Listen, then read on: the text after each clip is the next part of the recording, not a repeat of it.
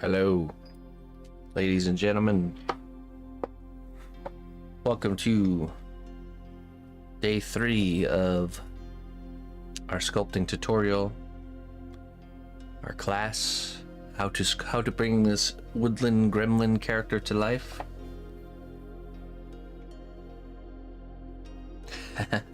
We finished off our heads last time. Well, not finished, but we did pretty much the face completely finished. It should be baked, ready to go. And we are going to get into building the frame for our character today. This is the skeleton here. This is a skeleton. Kind of what we're going to be going for. I'm going to go into all the... This is a very important part of building your characters, is building a good, sturdy frame that's, you know, and how do we work through that, and how do we make it as good as we can, because this is the foundation to your house, you know what I mean? So if you do a really good job on this, the project tends to go very smoothly. If you don't do a good job on this, it's going to be rough. So... But no pressure. It's not as hard as you would think. If you approach it in the way that I show you, it should be, you guys will be just fine. So I looked up some, added some references to our reference board, just kind of different. We want to get ideas of different poses or things we want our character to be doing in the scene.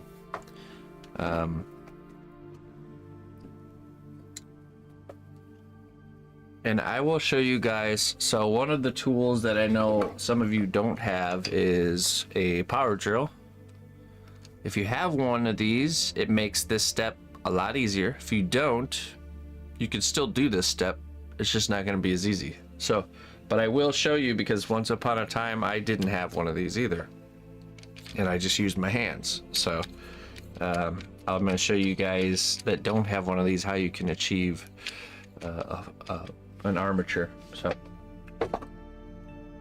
if you ever hear, if you're familiar or you're new to sculpting, that term armature essentially is the frame or the structure that the sculpture is built on top of. So let me see here. 1 second.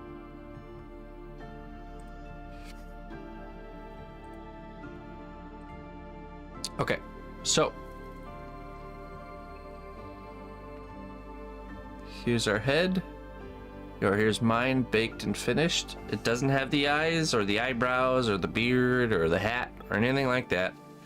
The reason why on this particular character we're not developing more of the face. Oh yeah, just so you guys know, anybody that's subscribing or donating or anything like that, I do have notifications turned off for the sake of progressing the class, but I will thank you all at the end. So yes, thank you for that. The reason we're not adding the beard onto this character is because the beard's going to be a longer one on this particular character, and any sort of long hair or anything coming off of the character and possibly interacting with the body, we want to make the body first before we do that. So that way, like, let's say he's in a position where his beard's kind of draping around his shoulder or something like that, then we need to wait to do the beard. So technically we could just get into sculpting the hat and all that stuff, but now is a great time to just switch to making the body, and we can add the hat and all that stuff still later. So so you're gonna need a block of wood of some sort. It can either be just an end cut of some building lumber here, or you can get these fancy little unfinished wooden plaques. It doesn't really matter. If you get something like this, it's a little easier to make a presentable finished piece. You know, you'd sand the edges of this and then maybe create a little scenery here up on the top. Something like this, though, you can also sculpt around or build around and create a nice base too. So just gotta make the best of what you have. If you're using a drill, you'll need a drill bit or drill bits that can be the size of the thickness of the wire. See that? The closer to the thickness of the wire, the better. It just means it's going to be a nice tight fit and you won't have to use any glue. So that's what we want. If you don't have a drill, you're going to need 2 screws and a screwdriver. This is a small one. Hopefully I can get it done with this. I don't know where all my Phillips screwdrivers ended up going, but we'll make it work. And then of course we all need armature wire. Now this stuff's a little bit thicker than what you probably could need. This is 14 gauge wire. This is stainless steel, or galvanized steel, sorry, not stainless. So it's really tough, and 14 gauge is pretty thick. You could probably do 16 gauge. Could be 16 gauge is a really good size. This is just all I have right now. So if you have a really hard time with bending around firmer wire, then you could also consider using aluminum. Probably not this thin, but get like a really thick gauge aluminum. You can see it's really easy to bend. I don't like aluminum because it's too easy to bend. Alright, so first step here is we are creating a humanoid with 2 arms and 2 legs. So we need to spin 2 pieces of wire, just like this right here. So we'll want these pieces to be longer than you think you need. It's better to make them too long and to cut them down than to make them too short and have to make it again. So I'm just gonna take some of this wire here. Oh, you'll also need needle nose pliers, and if you have not good grip strength, you'll want 2 of those, 1 for each hand. And if you want the cutters on in the inside here aren't that great, so having like special cutters if you can. These are just some wire strippers. You can use these or just any sort of wire cutter that's going to make life easier. But for the longest time I used the little cutter right here, so you got to use what you have. So use what you have, make the best of what you have. Alright, so I'm going to take a wingspan's worth of wire, so that's the length of my arms, right? And I'm going to cut it here. There we go. Don't poke your eye.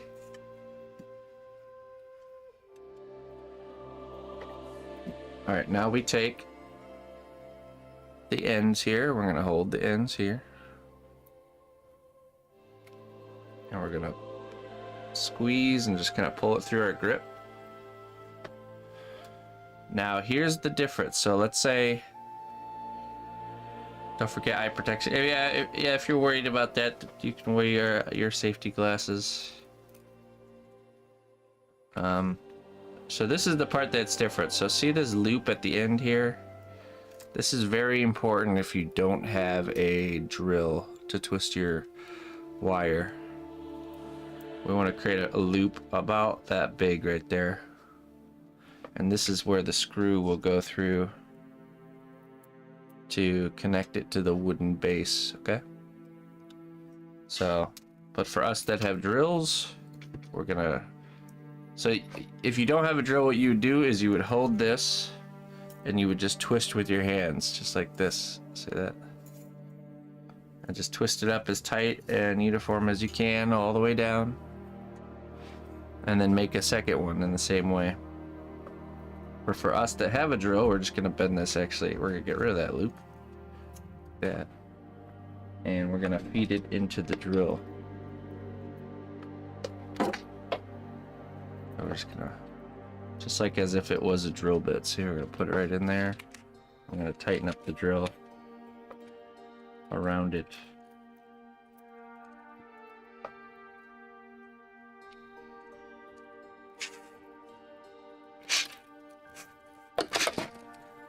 Yeah. Okay. So one end is in the drill, nice and secure. the other end up here,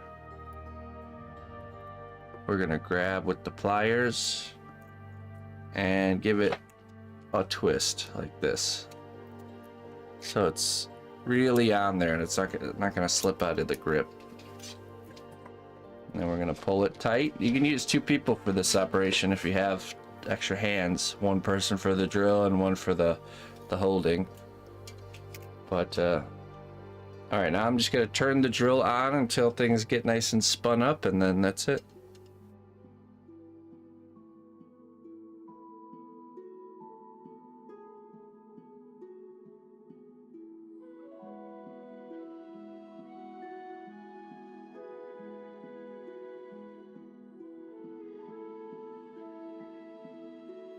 Okay, now take it out. And there we go. 1 piece of material, building material. Now the coiling process will make it straight, which is nice. And the we want it to be spun a little bit on the tighter side because that just gives more grip for whatever we're trying to attach to it. So you could also screw the other end down to a bench. That's true. You could do it that way too, or put it in a vise or whatever you have to do with what you have. So this is just the way that I do it. So at this point, I usually clip these parts off. So we don't need those. And I will clip this off, but like I said, if you're doing it by hand and you don't have a drill, you need this part. So leave that on there. But for those using a drill, go ahead and cut that part off. So all we have left is just the twisted piece. Okay, so this is 1. We need 2 of these. So let's go ahead and make the second one.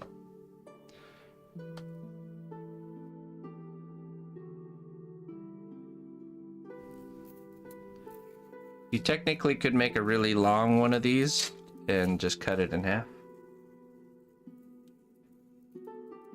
But we're just going to go with the same measurement here. We're going to go with a wingspan worth right there.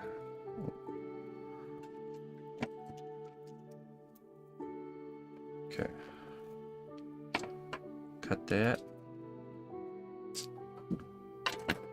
And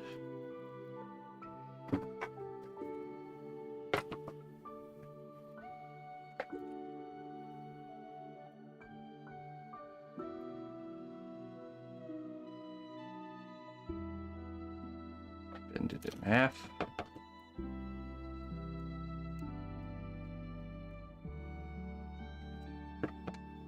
Put it into our drill.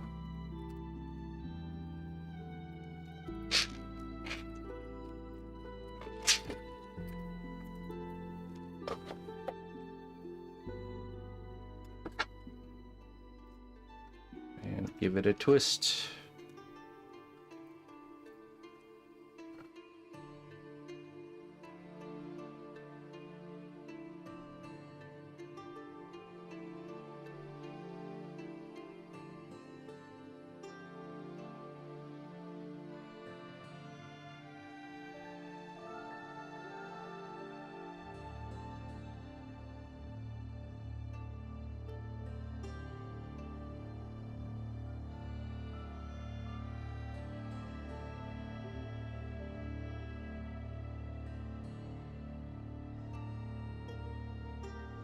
Okay, so now we have our 2 sticks of wire. Almost the same length. It doesn't really matter. This is way more wire than we need. Which is, like I said, it's better to start with too much and cut it away than to start with too little. I'm actually going to cut this little bit here, right here. We want this nice and straight. So that way it can go into the hole that we drill. Cut it right there.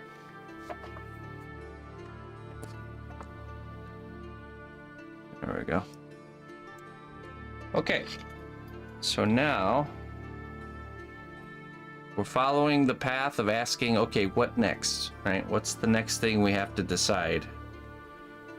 We have our 2 parts, which essentially go like this and get twisted in the middle. And this becomes the leg, the arm, and the arm. And the middle becomes the torso. So the next thing we have to decide is, okay, how big or how long is the torso? And to decide that, we need to go to our reference.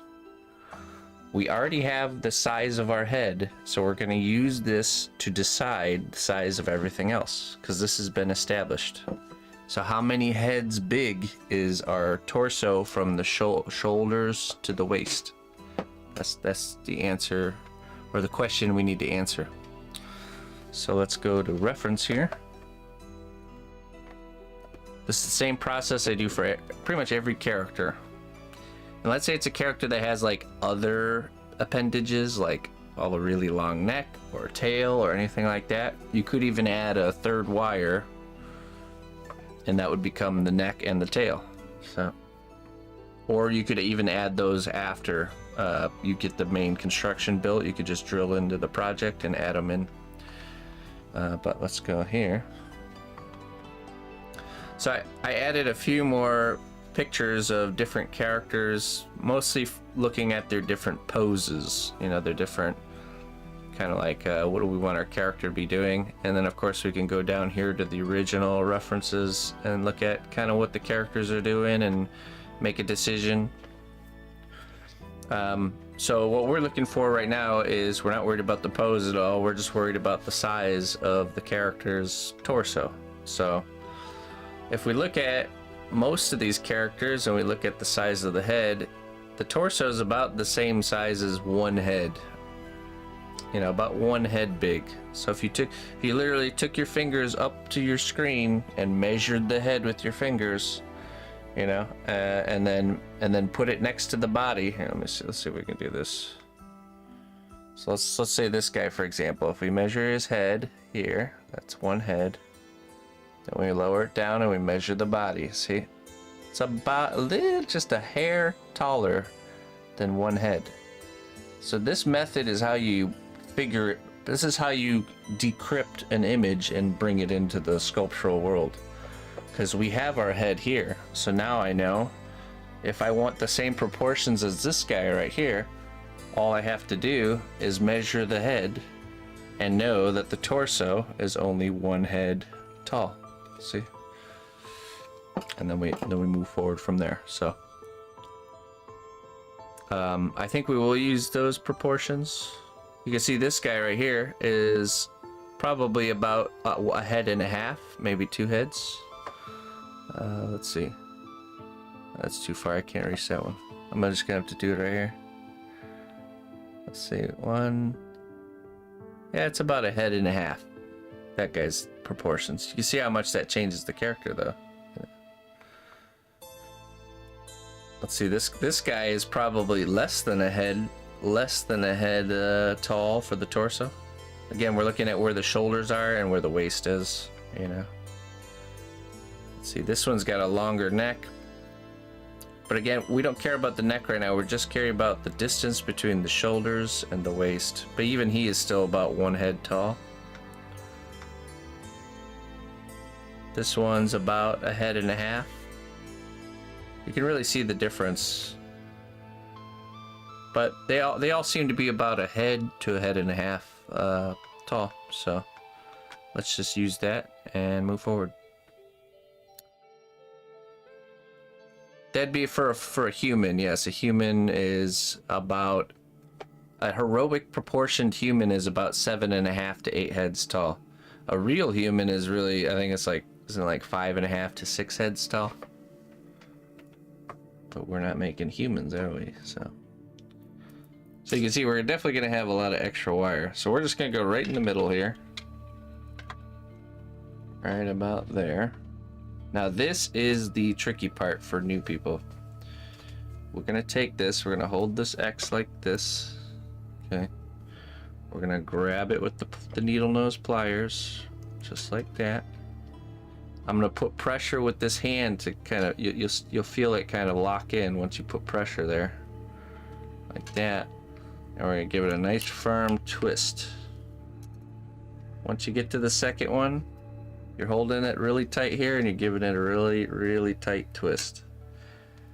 And if you twist it tight enough, it's going to interlock together. See that? So it's not wobbling or anything like that. If you do it too loose, it's going to be wobbly. But you can do this. If it gets wobbly, go like this. Make it into this H shape. And grab it and with both hands and give it a really firm twist. Try and tighten it up. And if it's still too loose, we can still fix that problem with steel stick or epoxy glue if you have any epoxy glue. But okay, let's see our measurement so far here. Maybe we'll do one more twist, just a little bit longer. Right there. And we'll see. Yeah, it's about one head. There we go.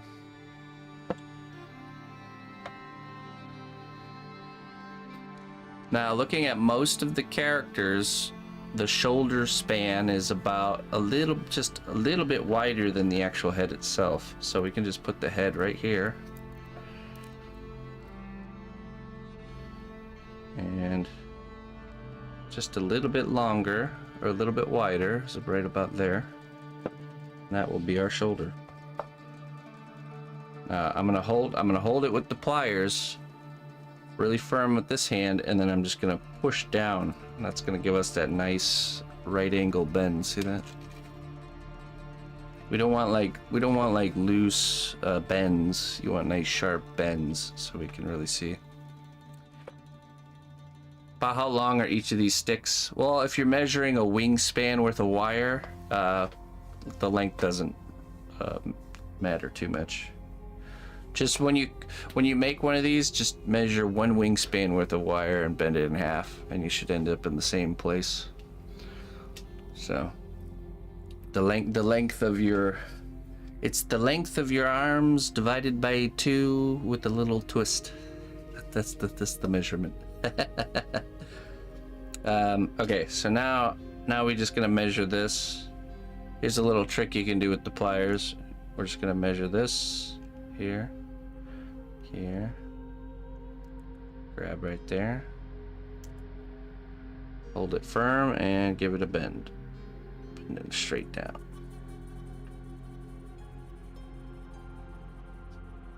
Now the waist of a male character tends to be slightly narrower than the wingspan of the shoulders, so we're just gonna go pretty much grabbing it right here, just inside where that arm goes down. We're gonna bend it straight down.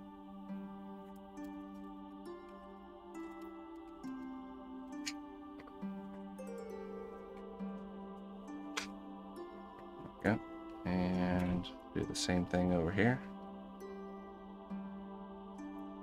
And we're gonna end up with our Slender Man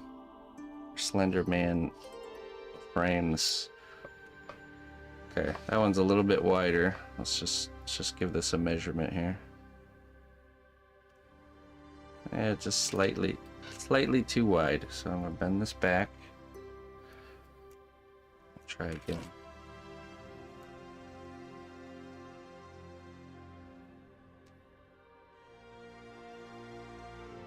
Now the thing about the frame to note is we want it to be as close to the same measurements, but it doesn't have to be perfect. The skinnier the character, the more perfect it has to be. If it's a big chunky character, it doesn't have to be so perfect because we have a lot of room to work with the clay, you know, with the bulking.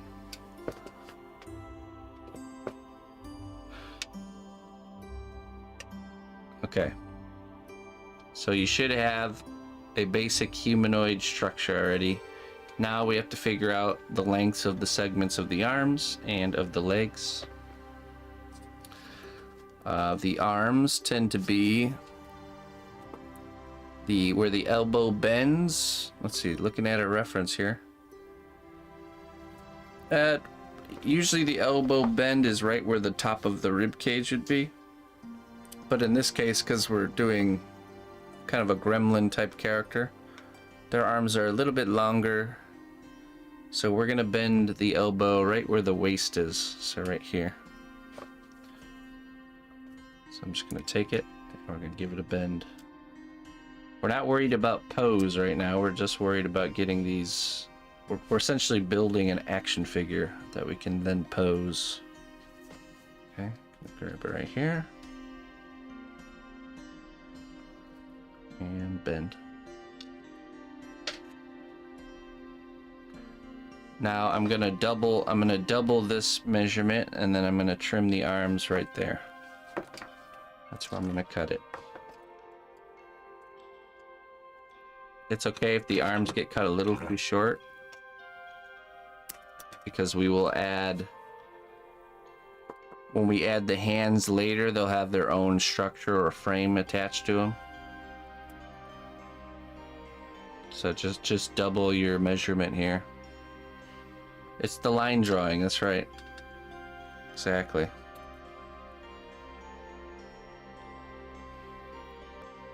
People always ask me if I sketch my characters first before I sculpt them. This is kind of like a sketch right now.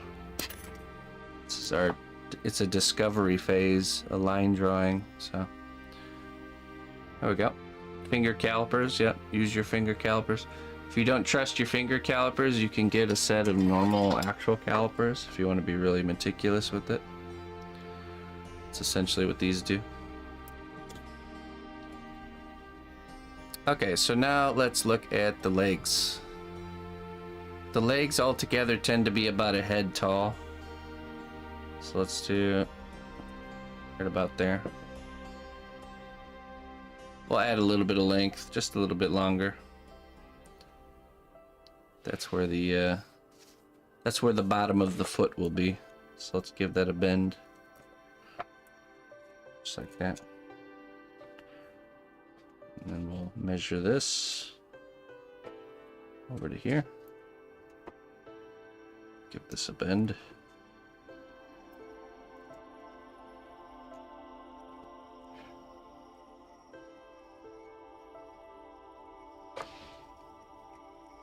Now, let's see, let's say the halfway point of this will be where the knee is. So right about there.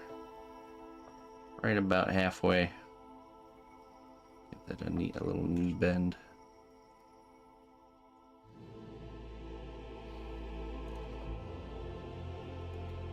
So let's measure and make sure we're getting the same distances here.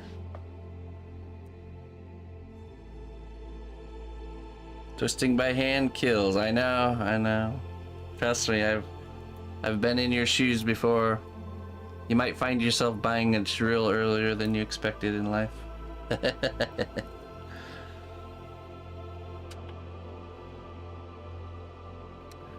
Okay, so we're starting to see our little guy here.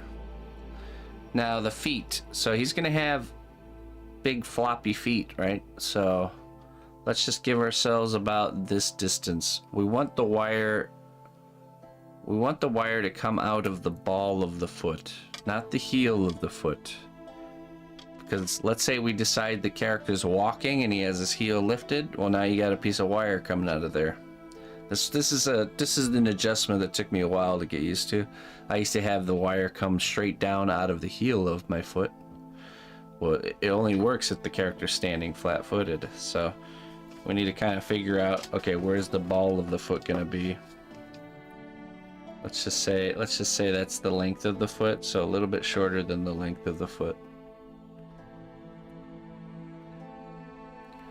And I'm just gonna give this a bend. And so that means all this extra wire is below the character. This is where the character's armature ends, right there. Let's copy that over here.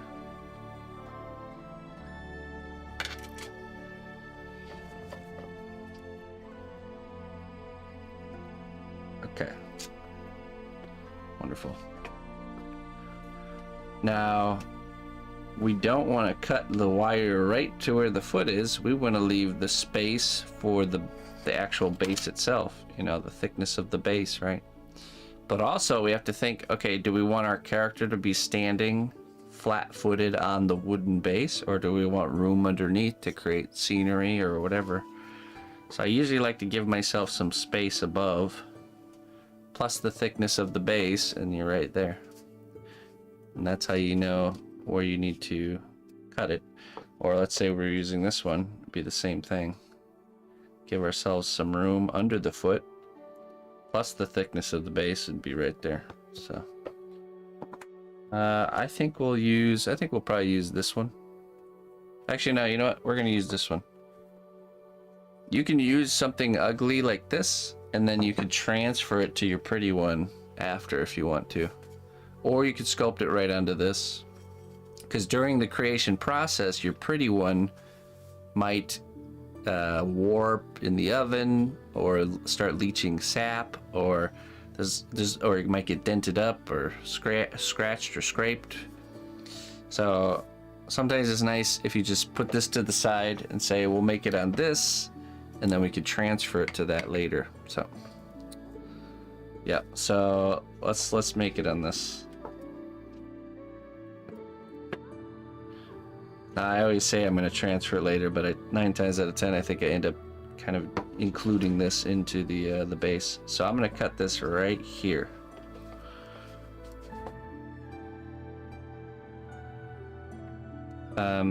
It's also worth noting at this point, okay, we'll cut this one. But let's say the character has his foot up on something. We're going to need to know that now at this point. So let's say he's got his foot kind of up, lifted up, like he's stepping on top of something, like a mid-walk. We would need to know that now. So, but I'm not sure. I mean, technically, because we gave ourselves this space, he could have his foot up at least that much. So we're just gonna give this a cut though, like right here. There's ways to deal with that, even if we decide later we want his foot up. It's just easier if you can do it right now. Alright, so now we have this skeleton, this frame, and we need to attach the head to it. Yeah. We're gonna attach our head, and then we're gonna pose the character, figure out what he's doing. Could always add more. Adding wire is not as easy as you would think. You can kind of, what you would end up doing, like let's say we decided his foot would be like way up in the air like this, and it wouldn't touch the wooden base. We would just have the structure all rely on this one foot and not even have this one attached to the piece of wood. So that would be kind of how we would get around that. Okay, so we have our character's head here. Now we have to think about the length of his neck and decide how kind of, is he gonna be one of those characters got like no neck like this, or is he gonna have a long neck like this? Again, use your reference to make these decisions, or to help you make these decisions. I'm just gonna give him probably about a normal size length neck, right about there. Okay. And I need to cut right here. We don't need that much. Or welding maybe, yeah. I haven't really gotten into welding too much. I've always thought about using soldering to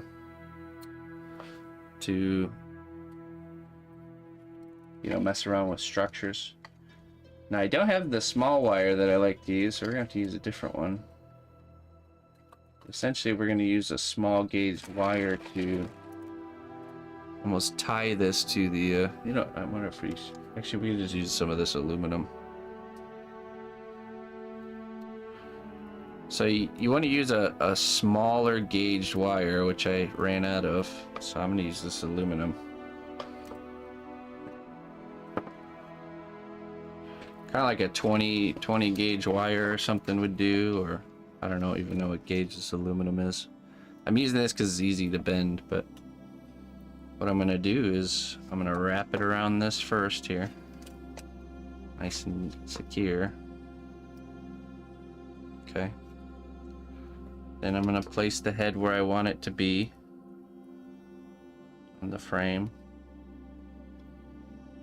And I'm gonna take this and I'm gonna wrap it really tightly around, kind of tying these two pieces together here. That might be a little bit too much. That's too high. Hold on. Let's back out a little bit here.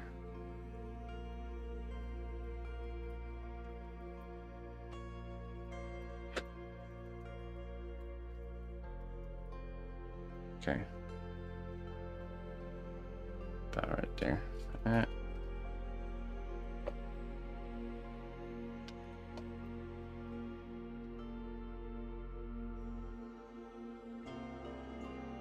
we go. Now we wrap it around. Wrap it around quite a few times till it's nice and secure.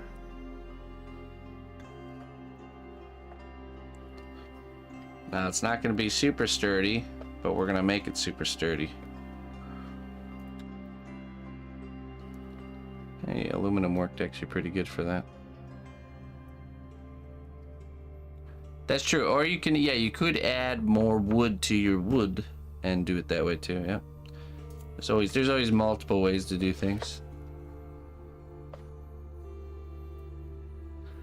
Jewelry wire, yeah. It's like probably about 20 gauge, 20 to 24 gauge wire is what you want for this. You want to get some of that for the armature for hands later too, if we end up doing an armature for hands. Okay. So now, okay, now if you have steel stick, this is where we're going to want to use our steel stick. If you don't have steel stick, you can use a 5-minute epoxy glue. But what we want to do is we want to create structure around this point here, because this is not, you know, if I start bending around this head, it's going to come undone, right? So I usually like to add structure here. You could get away with just like this and just be very careful about supporting this when you bend the head. But I'm going to add this stuff, which you should get some of this anyways. This is called steel stick.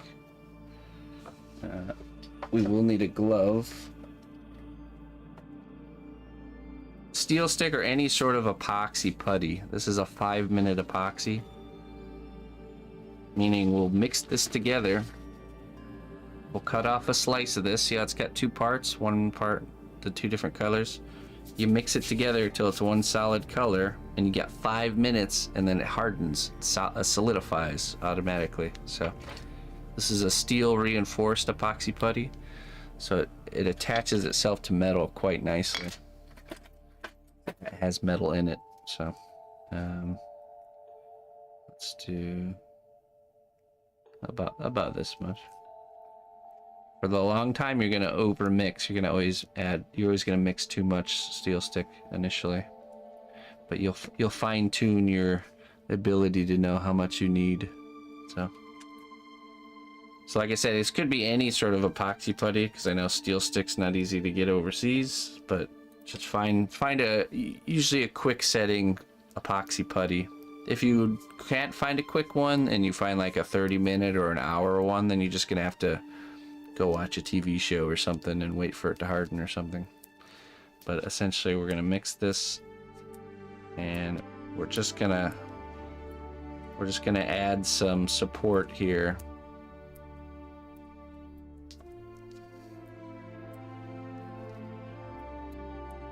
Does steel stick attach to aluminum foil? Okay, steel stick will stick to pretty much anything. That's why we're wearing a glove.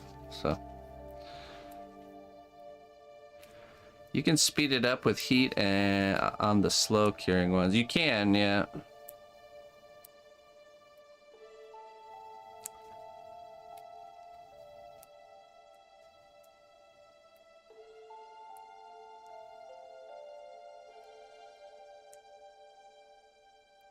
Okay. You start to feel it get really warm. That's when you know you need to hurry. So essentially, we're just gonna add it on here. And I'm making it surround all the wires. So the shoulder line, the neckline, and the torso. Down here is not so much important, it's more of up here where the neck will be bent.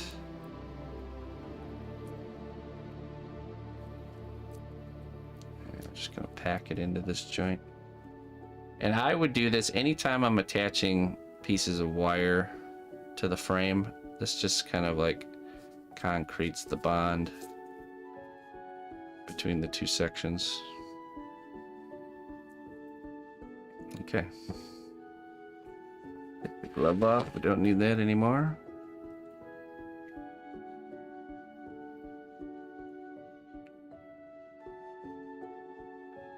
How strong is it once set? Extremely strong. Very, very strong. This is used more in the trades, like construction, mechanics, and plumbing type stuff. That's how I knew about this stuff, is from my dad, who's a plumber. And it's an emergency, just stop a leak in a pipe type of situation stuff. Because once you mix the two halves together and it's not water soluble, it will cure no matter what, if there's air or not. So you could essentially reach down into a vat of water and plug a hole with this, and it will solidify. And so it's just a good material to have on hand around the house. I fix so many things around the house with stuff. So it's steel stick made by it's made by JB Weld. Yep. Yes, it is. This is what it'll look like, the package here. Not sponsored, by the way. I really like this stuff. So.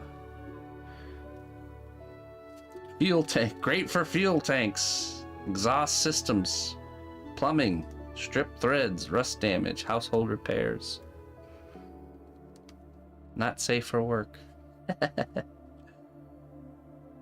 Drinking water safe. Oh, that's good to know.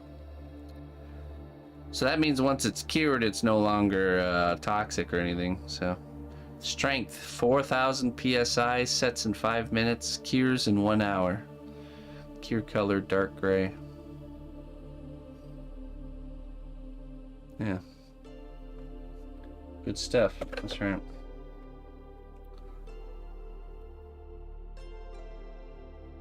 Can you ask how long it's going to be? For what? The cure time? 5 minutes. So it starts to get harder and harder and harder. So if you ever need to do anything,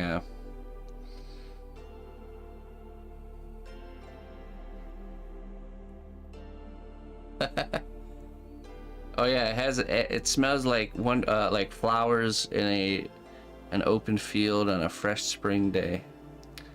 It's really amazing stuff. Oh, the sculpture. Let's see here. While we're waiting around here, we're looking at about, it's about 7.5 inches already. 7.5 inches. Smells like the Shire. So clay sticks better? What do you mean, sticks better to what? Should we texture it before it cures? Oh, I see. No, in this case, no, because there's going to be foil on top of this. Yes. In the case of when we did the head, yes, because it was clay directly on top of that. So, this stuff though is just for the under the structure. So, I'm looking at about 7.5 inches to the top of his head there.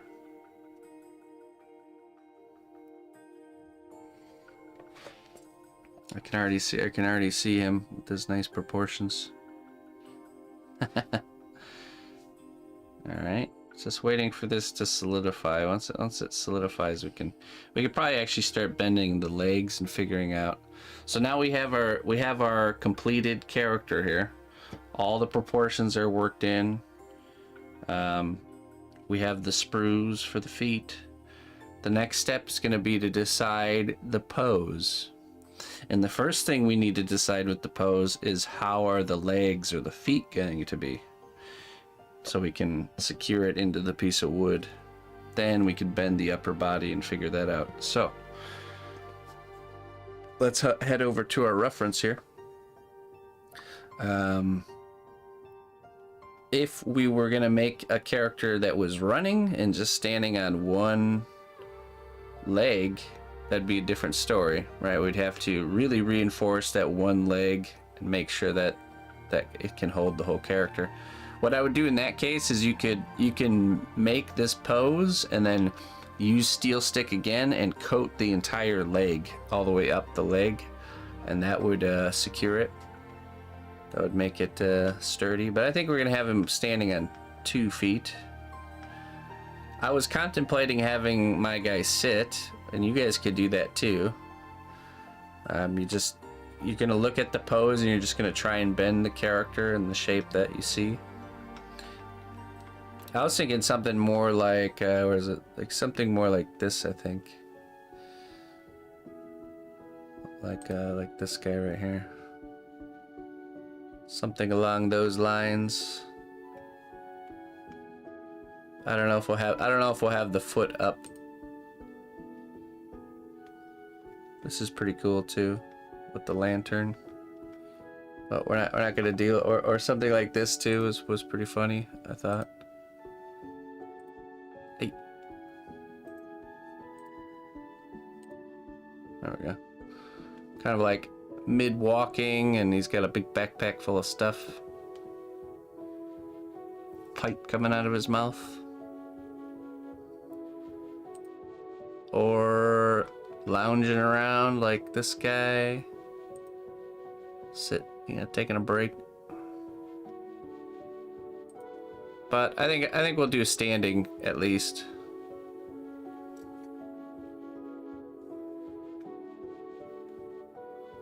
Backpack. Always tempting to do a backpack. All right, so let's just start bending here. So I'm gonna start bending.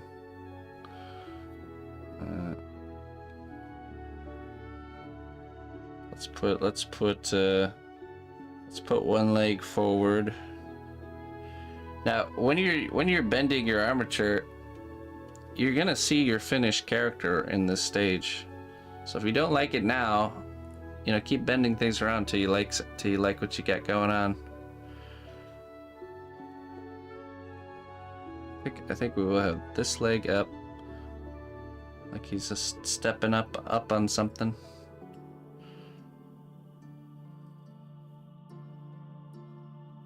And this one like this.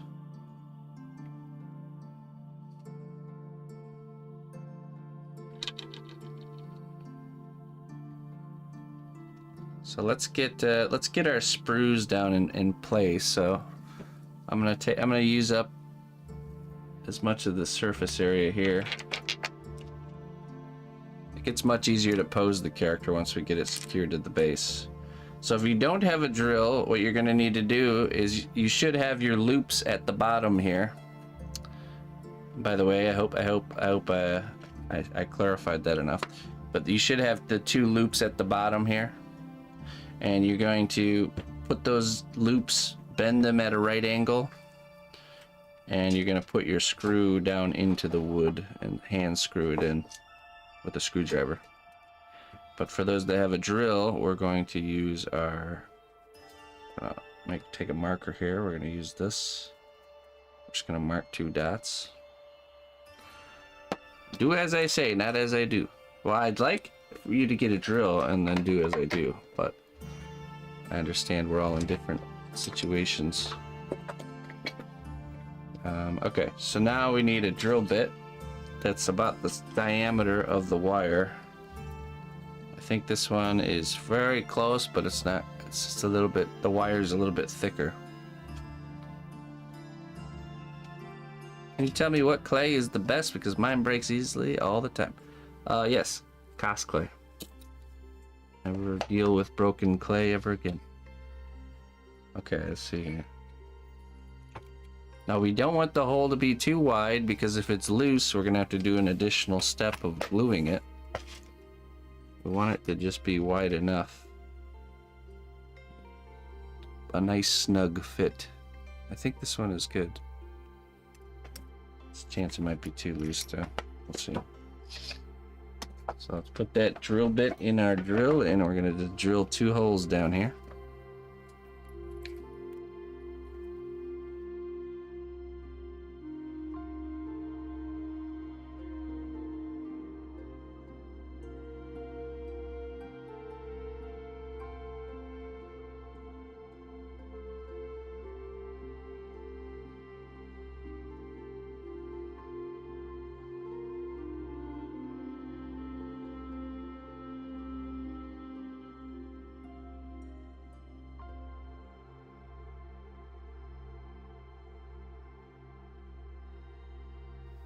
I knew it would be too loose. Just slightly too big. Let's see here. Well, before we drill the second hole, let's try and get that fixed. I could also just drill a new hole next to that one. Let's see here.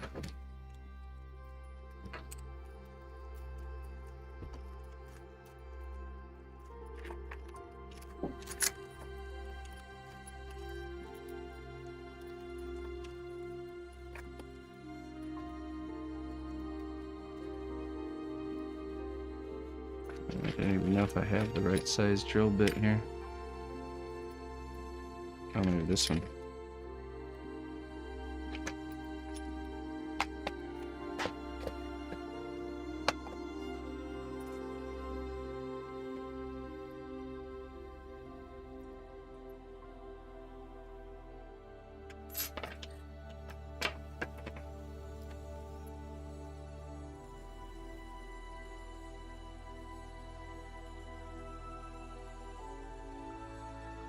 That's probably a really snug fit.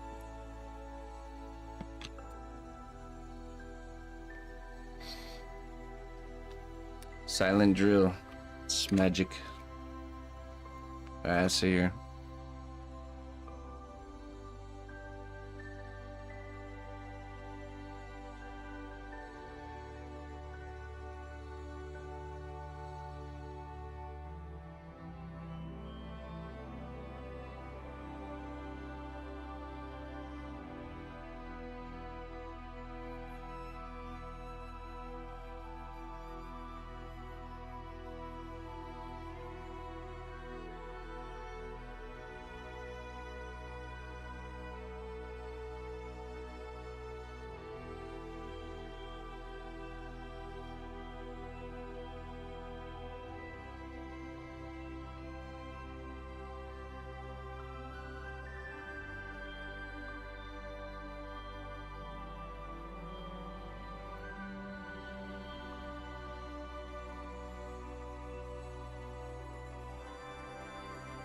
Whoops. I got too aggressive with my drill bit. Oh. Yeah. that's an ope moment. Alright, now I gotta get the drill bit out.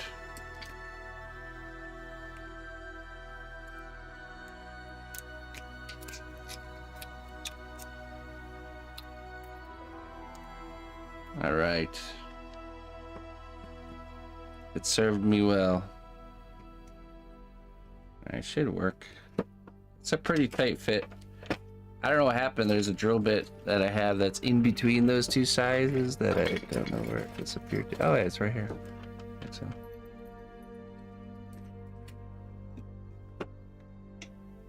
That's the one. Alright. There we go.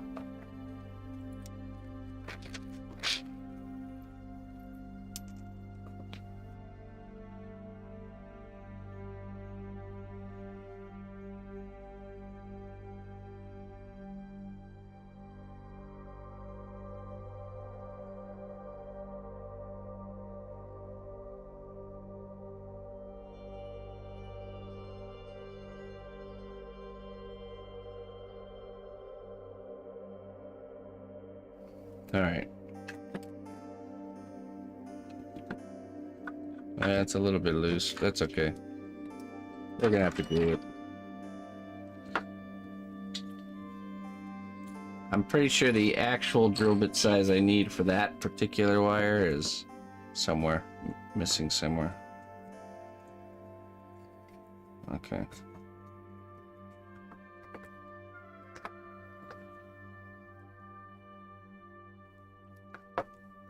All right.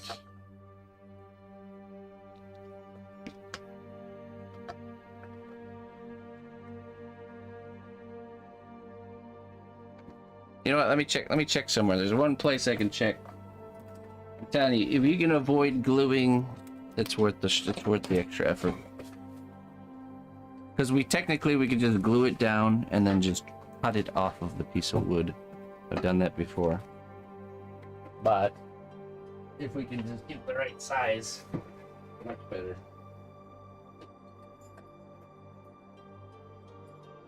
Here.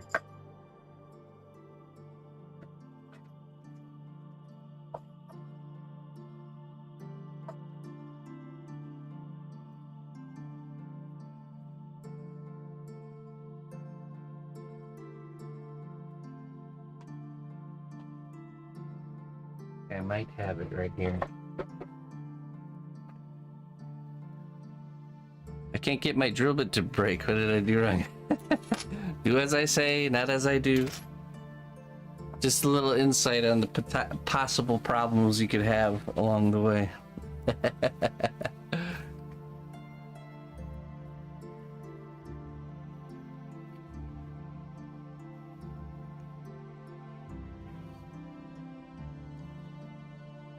I want my pose to be like those grandpas who are bending forward with their torso, but their face near the ground with the stick holding in one hand. That'd be a good idea since the head is quite big and would be too heavy. No, that's no problem. Just, you want to make sure, so let's say we have a character that's leaning really far in one direction. You just want to make sure that there's enough, like you set it on the far side of the wood. Let's say he's leaning like this, right? See how I have this orientated? You just want to make sure that the extra wood of the base is kind of compensating for that, right? You wouldn't want him to be here on the edge and then leaning forward, because then the whole piece will tip over, you know? So, alright, I think this is the right size here. It looks pretty close. Pretty dang close. Alright. And now we're gonna re-drill the holes, because I'm telling you it's better than gluing, so.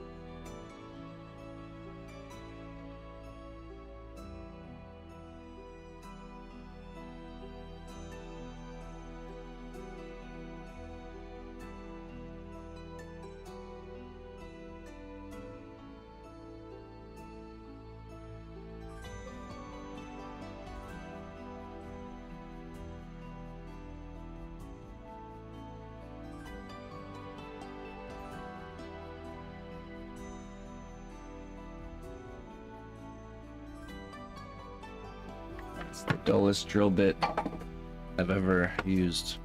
I don't know what happened with that one. Alright, let's see how we're doing now. Ah yes, there we go. See? Nice and snug. Not too snug and not too loose. Right in between. I'll get the second one in there. Push it down in place. So now it's really tight in there and we can sculpt with it, but we can also use pliers and remove it.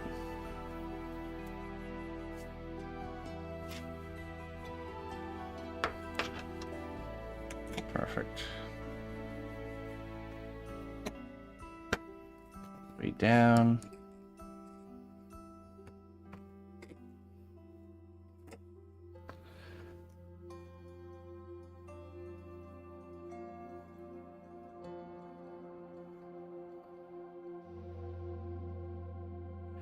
This is where it can get really fun. You know what? I think we'll do kind of like an old hunched over fella as well. Hunched over.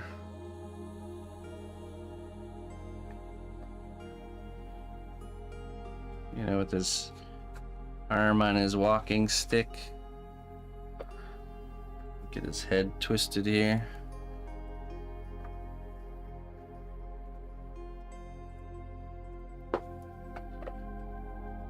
This is a galvanized steel.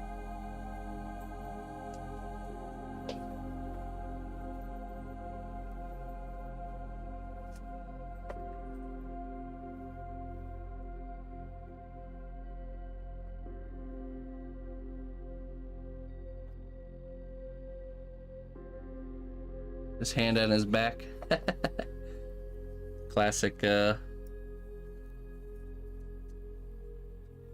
hand on the back.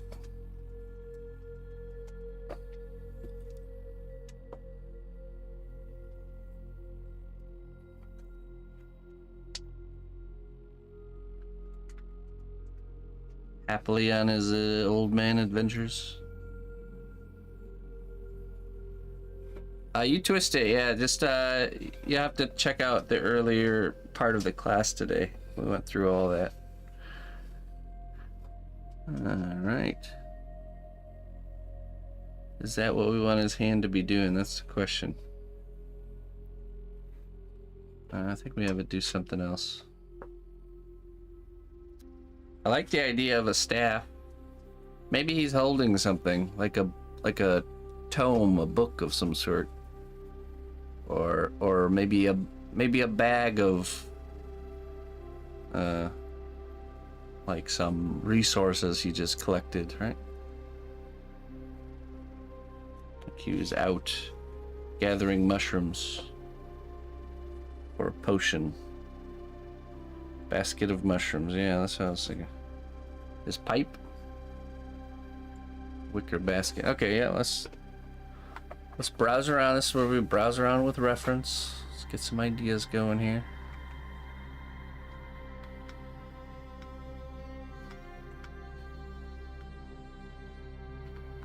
You could even, you know, this is the stuff where you can search. You can even search old man holding basket. Can help you get some pose reference.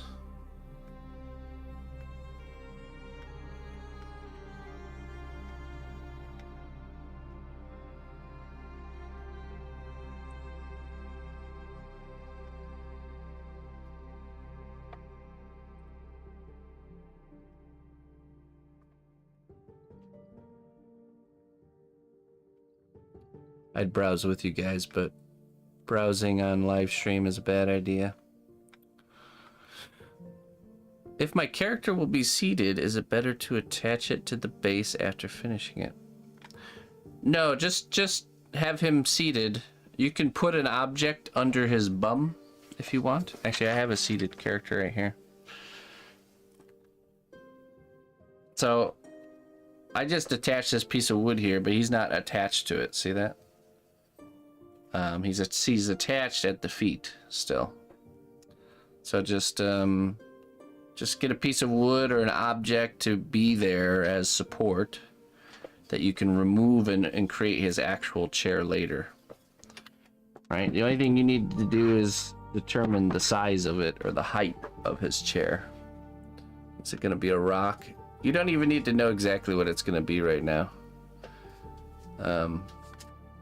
You just need to decide how. Is he sitting on the ground? Is he sitting on a short stool, medium-sized stool, a high stool? And then there you go. But you're just going to pose it just like we're posing here, using your reference. Once you have the body built and the body's proportionate, it's just like playing with an action figure, you know. Okay, let's see here. So we know he's going to be holding something in the other arm. We just don't know what it's going to be. We don't even need to know. We just need to know kind of how he's holding it to decide the pose. You know.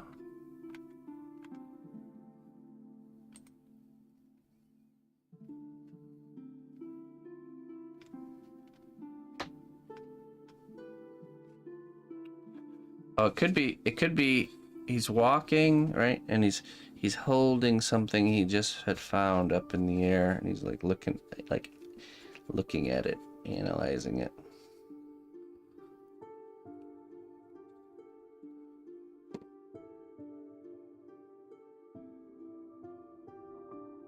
And this arm goes more like this, and he's holding his staff like that. Now we can use a dowel rod or a piece of wire to kind of help us visualize his staff.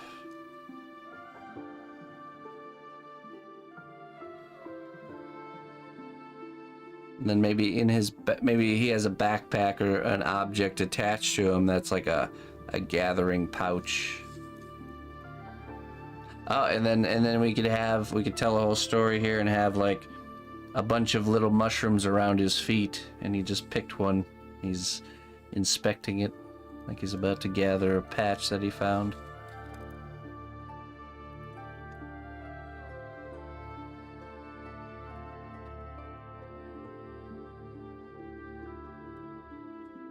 Okay.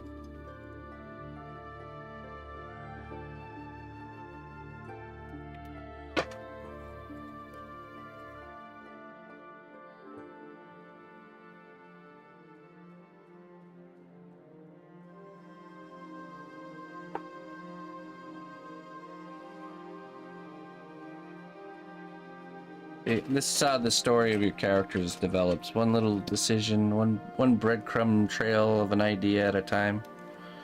Let's take a little bit of clay here to hold this staff in place.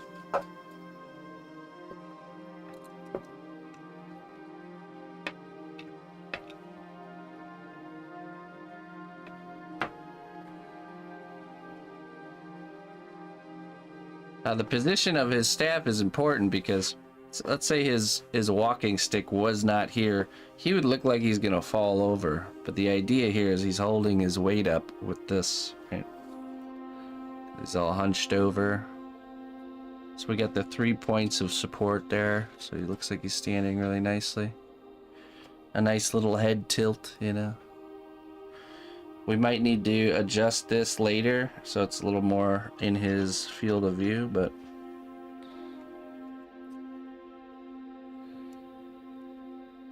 there we go.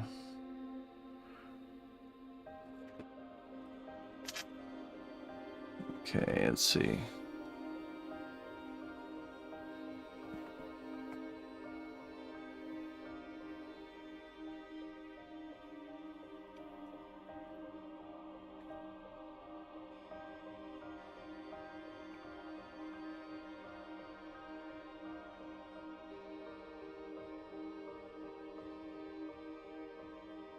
And you just want to take extra time and really look at it, spin it around a bunch, make sure it looks good from all angles.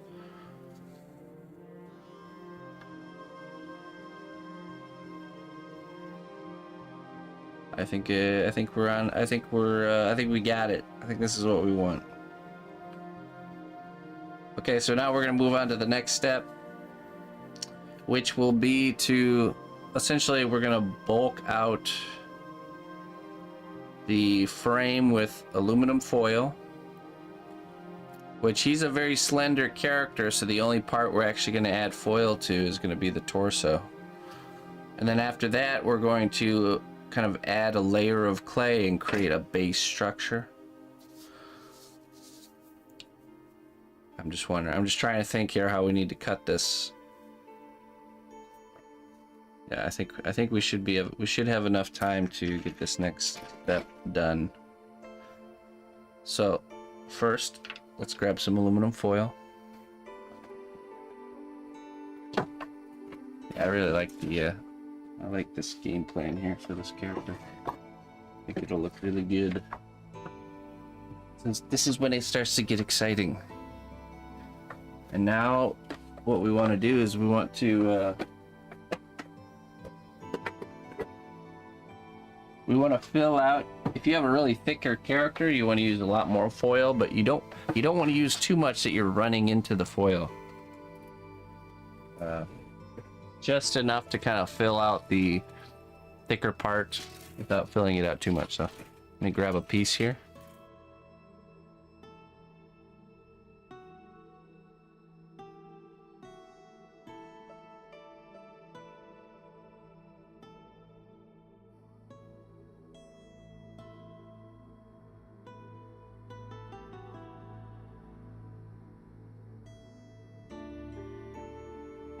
Okay, so now I'm just gonna wrap his torso. We're gonna fill out his rib cage torso area just a bit, not too much. And I'm gonna, I see how I took the foil and I kind of semi-crumpled it and created like this long snake. We're gonna use this and we're gonna start on a part and we're just gonna start wrapping, so that way it holds together really well. Let's get a nice long piece and do this, and then we're gonna start wrapping it. So, and then cut away any excess. So,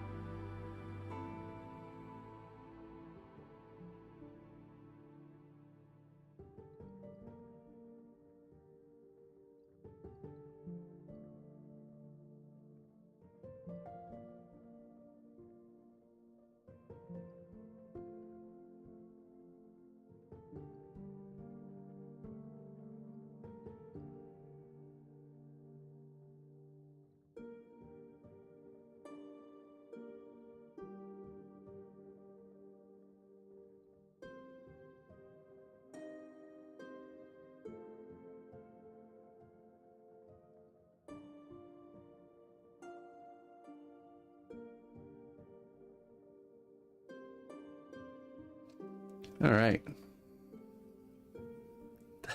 That's still, I know. That's good. It's good hand endurance training there.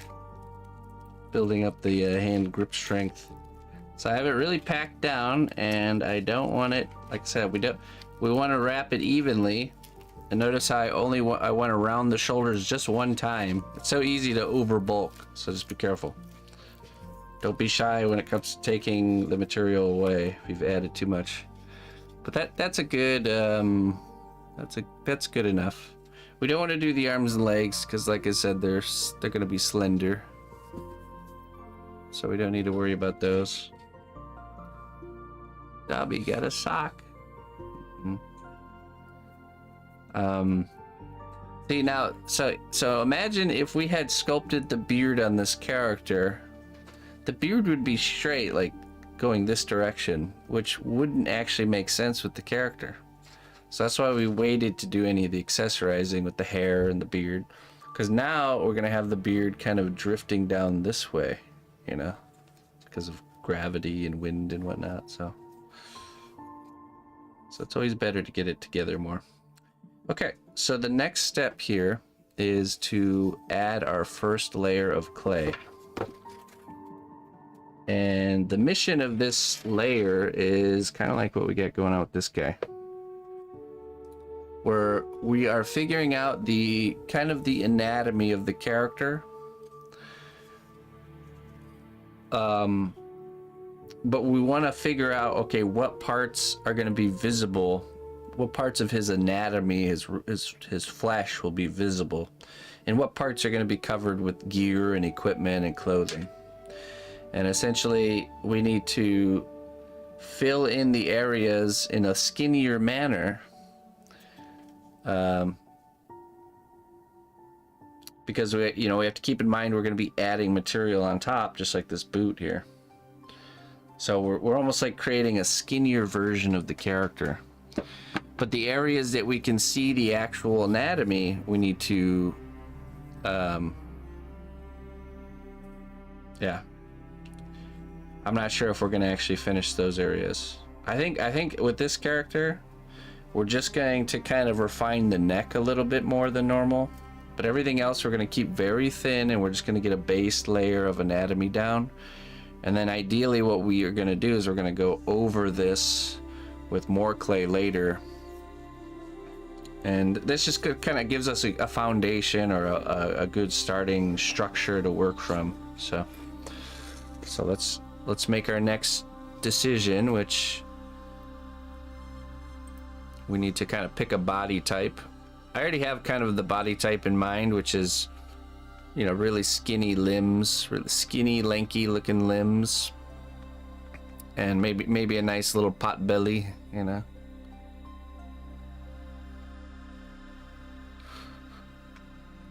Let's see here. Bigger feet for sure.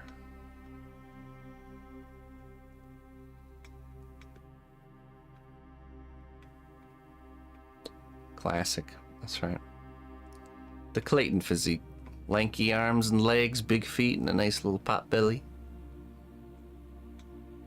Now you can see a lot of these, let's see, let me show you here. We're kind of analyzing this character type and deciding, okay, well, what makes this character type look so cool and interesting? And if you notice, a lot of them, so we got the big head down. They tend to have bigger hands and bigger feet and really lanky, skinny limbs, you know, kind of like this guy. He's a good example. See that? Look at how thin these arms are. Extremely thin. So if I was gonna make these arms this thin, I would not do a base layer or an understructure, okay? We would just go straight in. Same with the legs. So if he was gonna be this thin, we don't do a base structure here. We just do the finished arm. Yeah, so that's just what we have to decide. So let's add clay. Let's add some clay to the character and yeah, start making those decisions. Actually, you know, let's go back here. You can see it here, same thing. Really lanky limbs. It's very easy with these really skinny limbs to overdo it, so that's why we want to be careful. So what we'll probably do is we're not going to add any material to the arms. And we're going to add clay to the torso. We're going to finish the neck area and then do some little bit of clay on the legs and kind of create a base foot. And then that'll be our next baking. So let's grab the pasta machine here.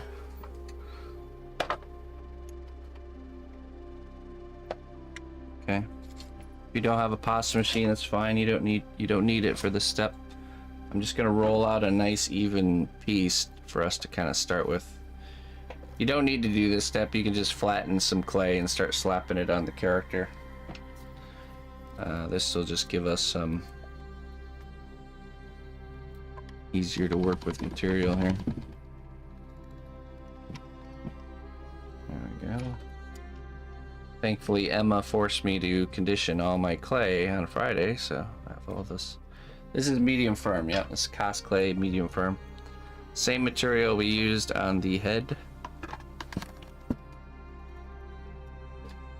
That should be plenty. Okay, so we're gonna take our clay glue here. This is the C2 Clear Bond clay glue, or whatever you're using for your clay glue. And again, we're gonna ignore the arms. We're not gonna do anything with the arms.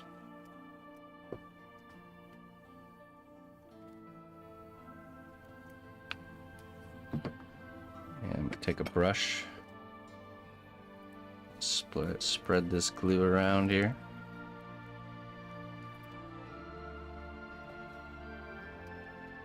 Oh, I just put some on the arms even though we're not doing anything there. Do as I say, not as I do.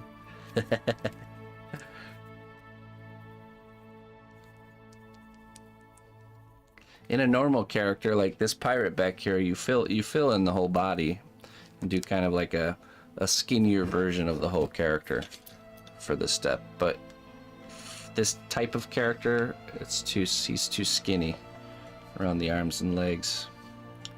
Okay, we're going to do the patented C-Knot Bush poncho method. I'm going to take this flat sheet here. I'm going to give it a rip right down the middle right there. Okay. Now we're going to put that around the neck. Just like a poncho. Like so.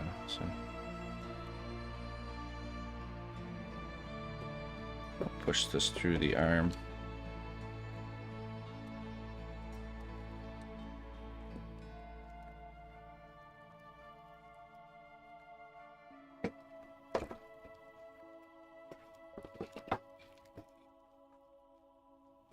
There we go.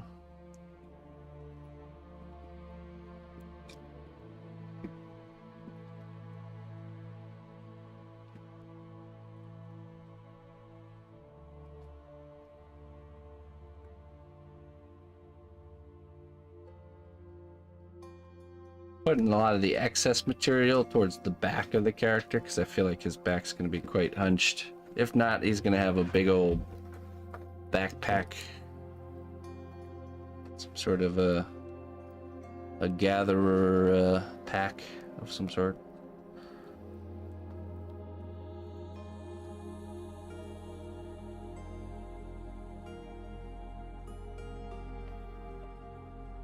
Okay.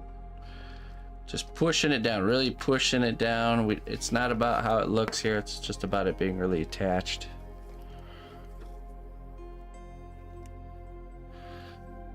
So the thickness I use setting wise when I'm doing these base kind of coverings is the thickest setting. Whatever the thickest setting is for your pasta machine. Just gives you more material to work with. Just trying to get that nice even coating there. Okay.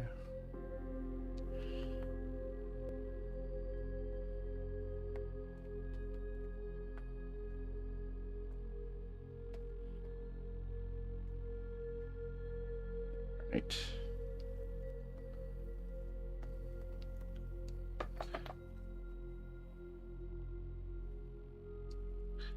Okay, so now I'm gonna do a little base layer of clay on the legs. We just want to get the everything base layered before we get into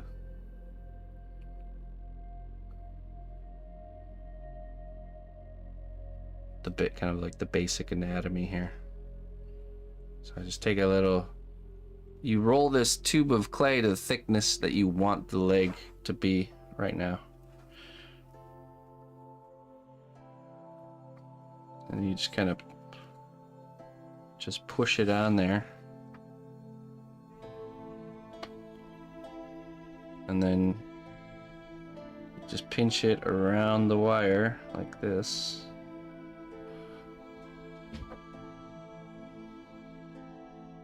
And then we'll use a tool or something to kind of close the seam.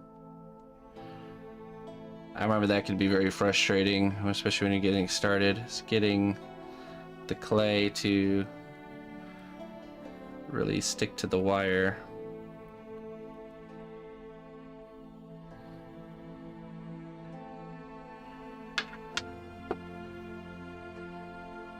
Okay, now let's do the other leg here.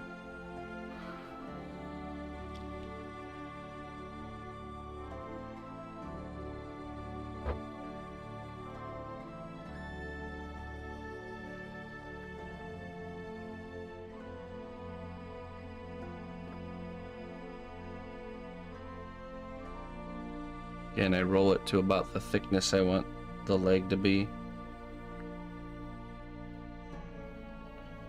I'm just gonna put it on, push it on there, and I smush it. I smush it so it's like kind of like embedded into the clay about halfway through. Just like that. Pull away the excess, so you can see there. Smushed it about halfway point. And then you're kind of like pinch and you kind of pull it forward, just like this.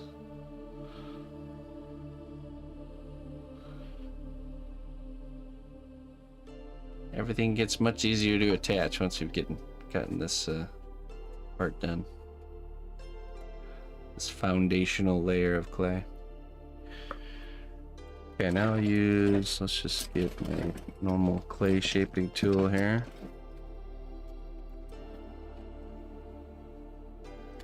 Oh, I don't know where it is.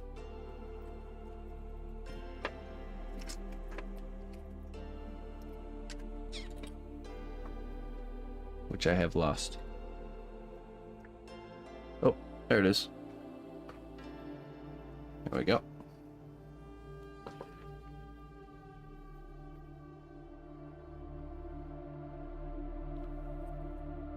So I'm just kind of closing that seam line between the clay and really encasing that armature.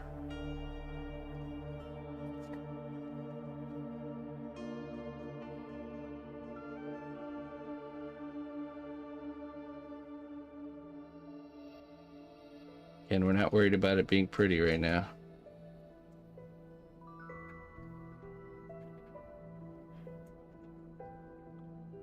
There, that's good. All right. So now we're going to kind of figure out the anatomy of our guy here. Imagine this is like the bones, right? So usually a creature or a character's rib cage, the top of the rib cage is about, you know, about the middle of the torso here. So I'm just gonna push my finger in right there, see that? Make that line. Now I'm gonna ride my thumb along that line down like this and around the back. I'm gonna do the same thing on this side.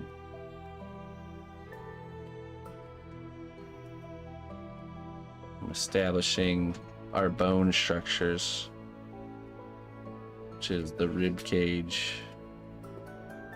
You can look at shapes of rib cages to get your reference. And this doesn't have to be amazingly perfect because, you know, he's going to be covered with clothing. But the more the understructure is kind of accurate, the easier it's going to be to kind of figure out how the clothing needs to be laid around. And then let's see. So where the neck kind of comes, let's do the center point here. Let's establish a center line. Right. And where the neck comes into the torso, probably about right there. We're gonna add that clavicle hole. See that? And then from here, we're gonna draw a recurve bow shape. So I'll show you what I mean here. Like that.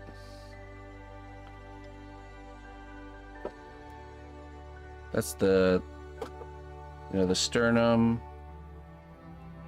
And then you have this bone that goes up into the shoulders here. So it's the same shape as a recurve bow. Clavicle hole.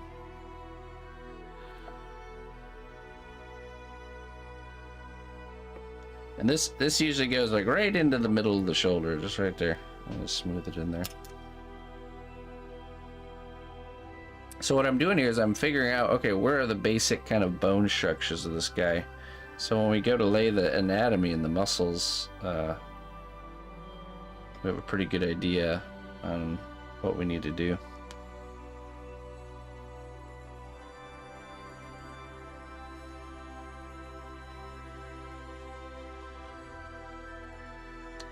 All right, I'm gonna add some meat. Oh, actually, you know what? Let's add a little dot that will be the kneecap, right?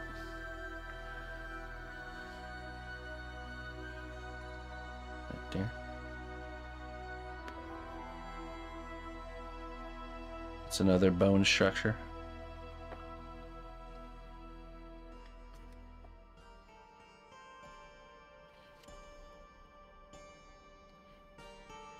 And I'm gonna fill in the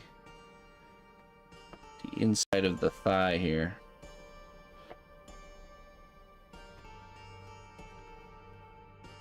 All right there.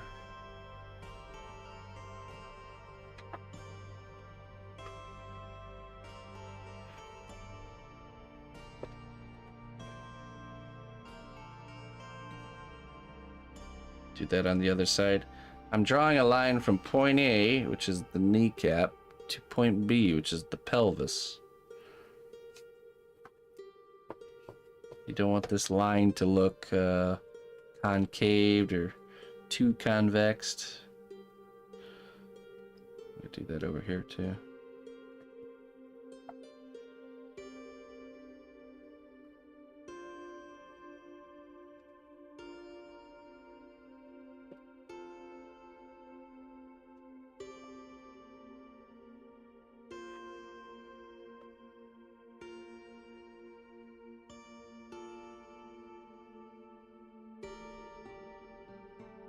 Some meat up here too.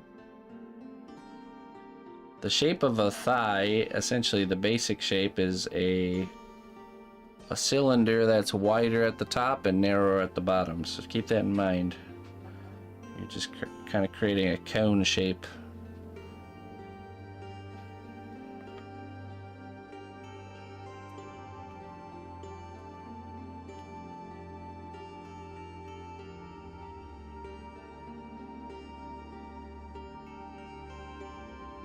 Same on the back side here. From the back of the knee up. Kind of filling out this cone shape. Upside down cone.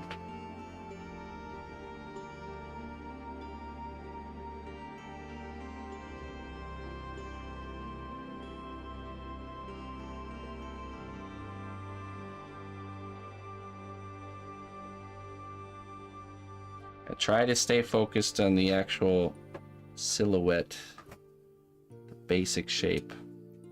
No details or nothing yet.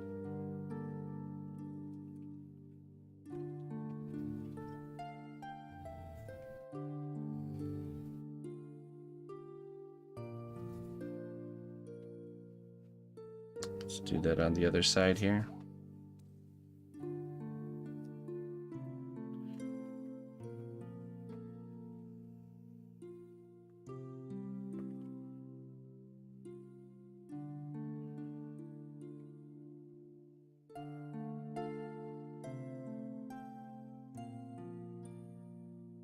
So pay very close attention that when you're adding the material, it's the right amount and as close to the shape that you already need it to be when you add it on there, you know.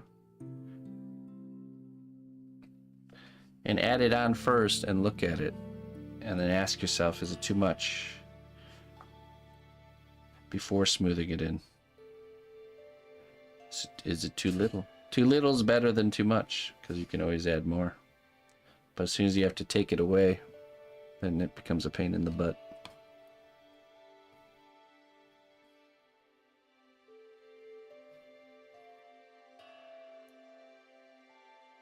Alright.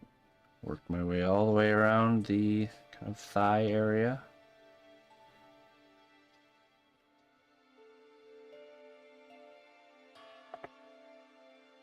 You start to get this natural kind of line here, see that? From here, goes around, and down right there. Almost like the V shape here. The same one going on over here.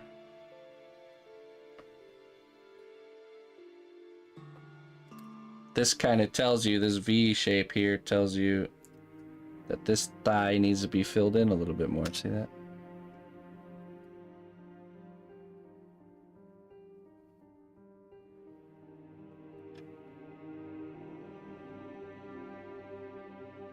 Just gonna fill that in again from this line to the kneecap. That's our point A to point B.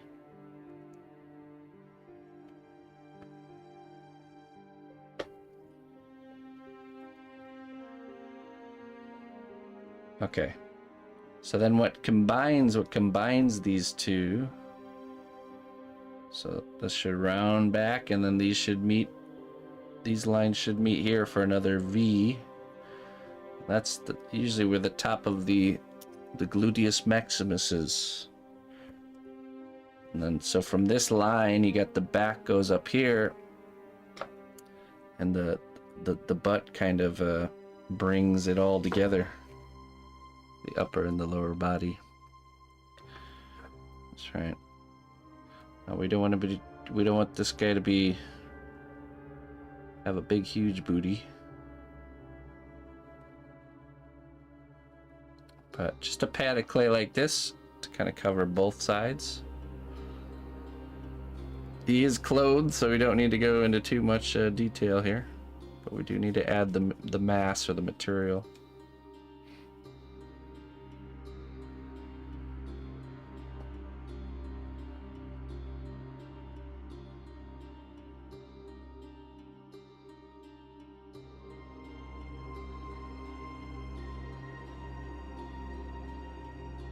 Like that.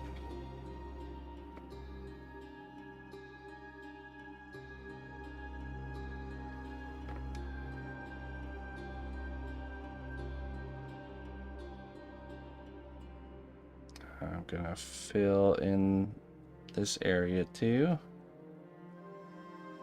because there's this kind of steeper cutoff here.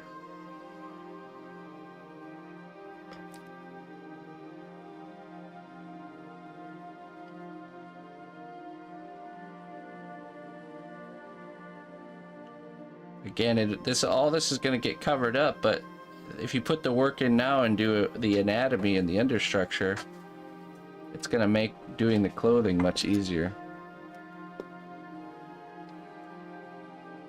But we don't need to go into detail, you know, we're just kind of getting the shapes there.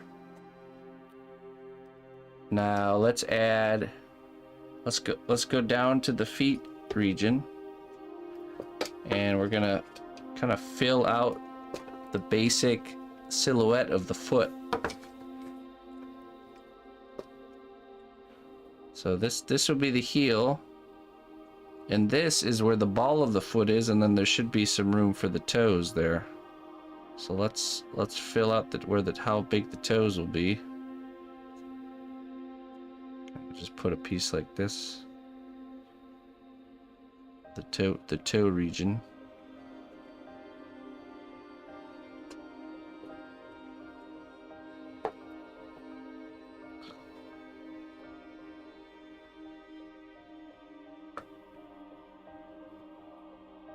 And we want to keep this very, very thin because I'm not sure if he's going to be barefoot or if he's going to wear shoes.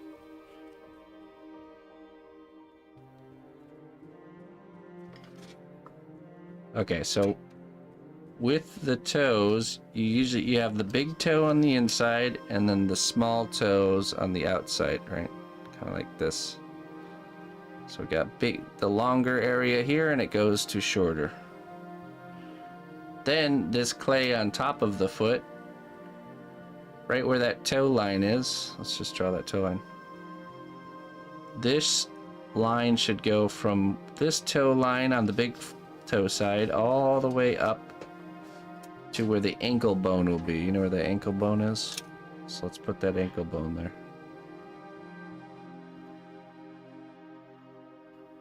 So let's just put that there. Right where that ankle bone is. And then on this side where the toe side of the foot is, it goes all the way kind of flat like this.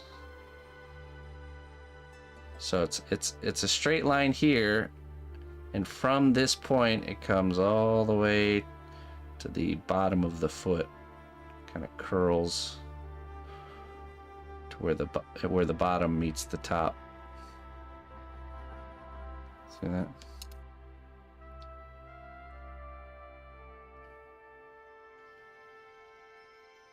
And this small toe side of the foot tends to be the flatter side, and then the inside of the foot tends to be where that larger arch will be. But we can see here we need to add some of the heel, some material for the heel of the foot. So I'm just going to add some right there.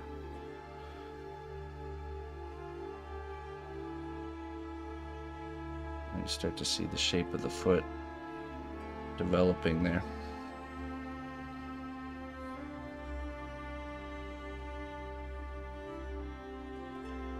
I'm actually going to take that away because, like I said, we are going to be, we have to keep in mind that we're going to be covering this with clay. So I'm going to take down some of this thickness here on the leg. Get it pretty thin. Just kind of using the more of the cutting edge of this tool here to take this down. Now this could be a step that you even do after if later we decide we didn't take away enough, we can always remove material after it's been baked too. It's just easier to remove it now if you can. So almost like we're taking it down to the bone. I'm just gonna blend all this into here while we're down here.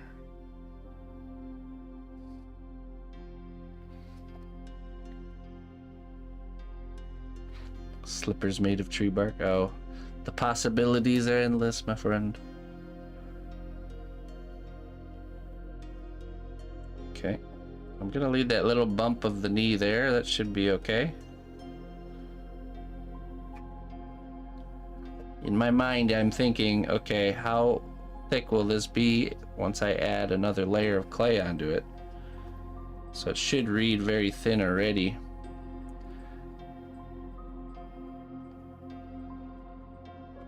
So any area that's kind of too thick, I'm just gonna going over.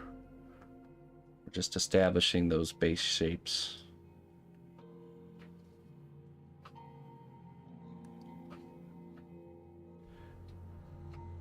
There's a good chance if I'm gonna do a shoe, this will stay, this toe area. If I end up deciding to do like sandals or something where we can see the toes, this will probably get cut off because we can't sculpt toes there, you know. But we're just gonna leave that there for now. We can always make that decision later.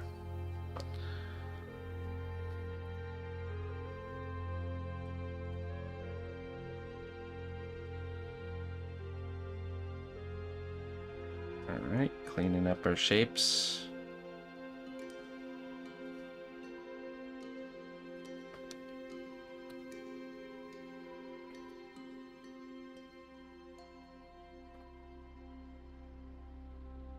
And obviously, the more clothing there is in like areas with the more clothing, the less kind of crucial it is to kind of make it really thin, you know, and make it really smooth.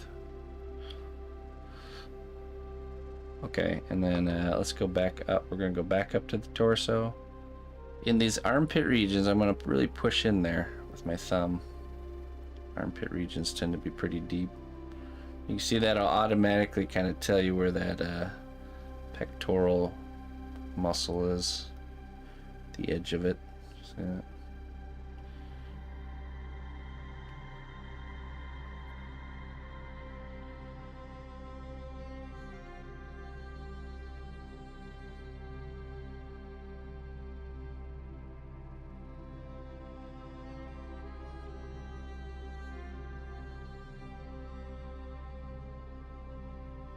Right, just gonna smooth this out a little bit.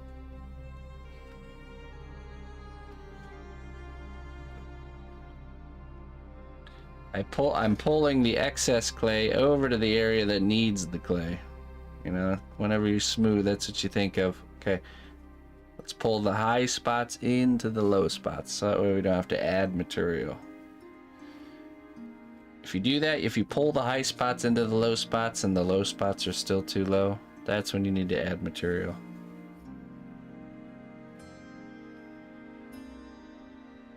That's looking pretty good. That's right, yeah, around the ankles, you want to stay really skinny. Maybe even skinnier than what's going on here. We're not doing the arms because the arms are going to be done without a base structure. They're so thin and there's so much nuance going on there that we're just gonna have to, we're gonna do the hand first and then do the arm. So okay, so this little area here next to his neck should be indented here, so I'm just gonna push that in.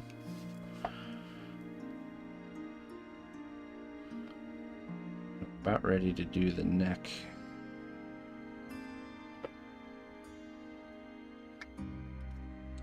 Let's add some material to the neck. Now the neck will be an area that we're not going to see very well because of the type of character, but it will be seen a little bit. So we want to make sure to, let's fill it in first. And we'll want the neck to be finished before we bake this.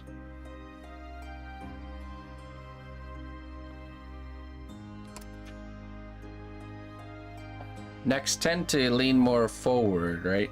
So it's a little bit more full in the back than in the front. Because you got the back muscles coming up into the neck.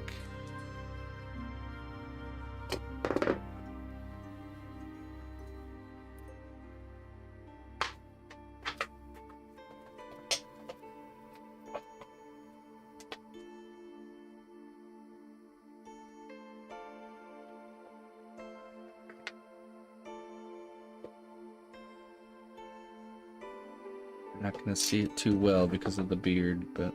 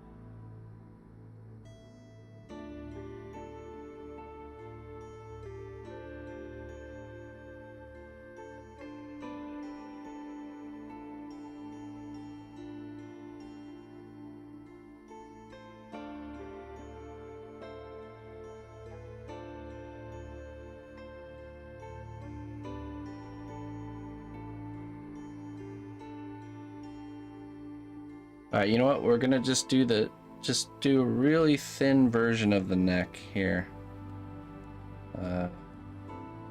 Not to its full thickness.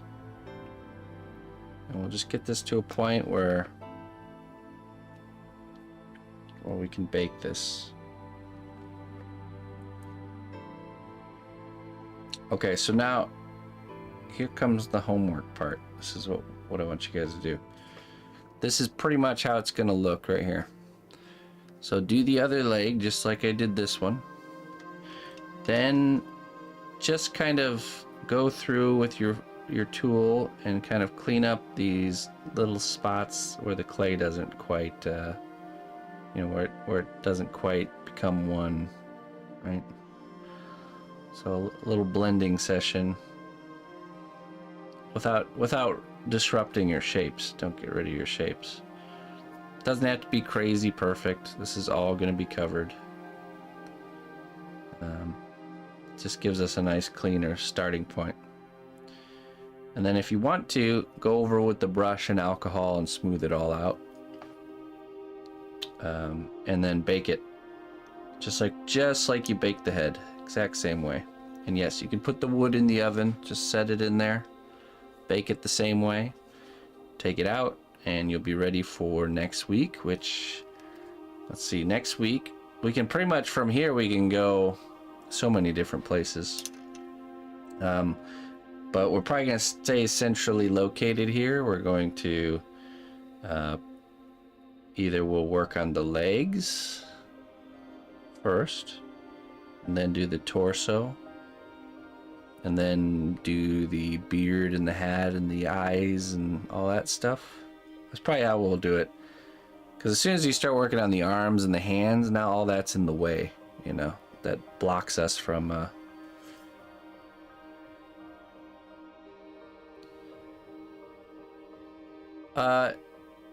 no, always have your sculptures get in the habit of having the wire go through the ball of the foot here. See this part of the foot.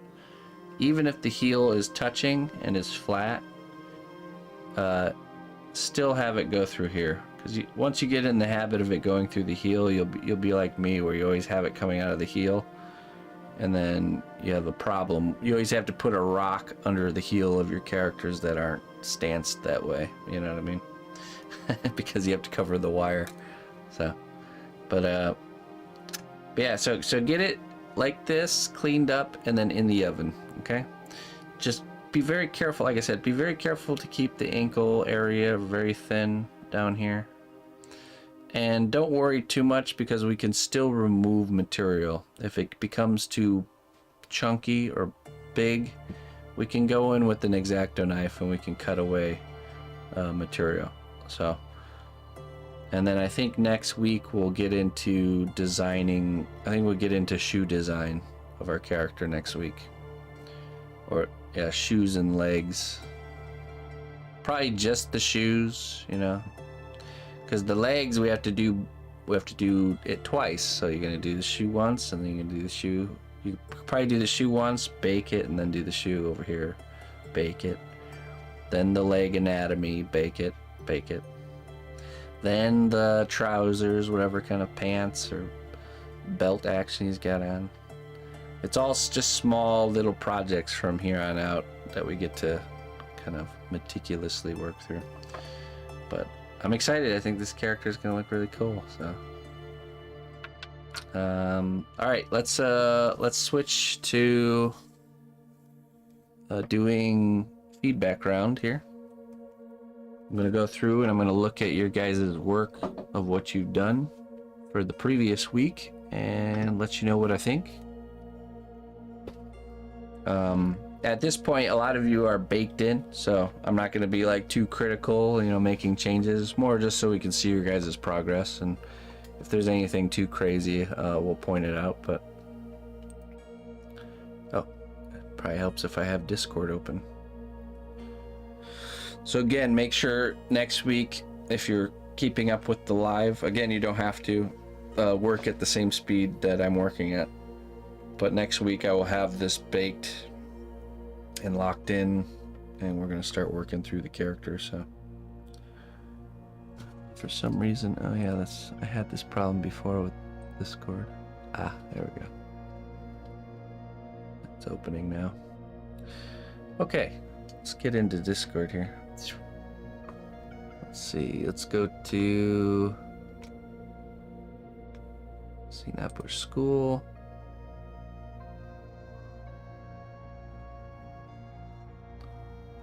Okay, let's see here.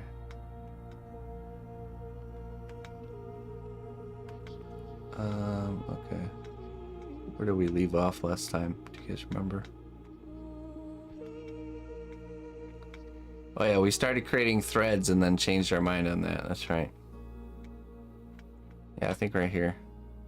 Ready to bake. Hashtag week 2. Oh yeah, that's right. We're using hashtags. That's right. Okay. Let's do hashtag week 2. Enter.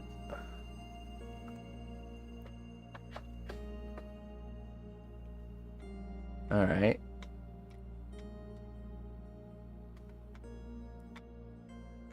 Okay, so these are all of them. Hashtag week 2. Oh wow, look at that. Okay. New. Let's do old first. Oldest to newest. Here we go. Hopefully it's good enough.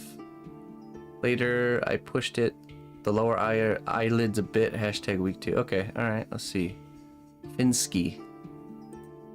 Let's play this really quick here. Oh. All right. That's looking great. Fantastic.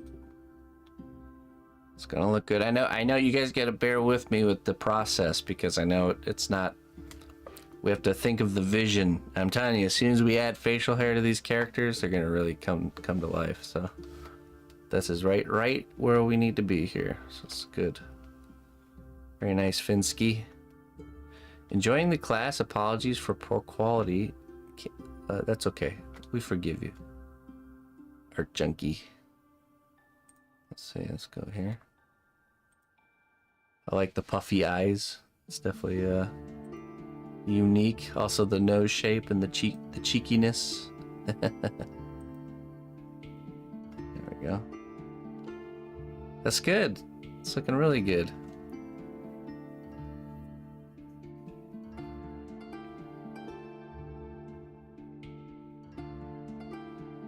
Awesome. Doing great there, art junkie.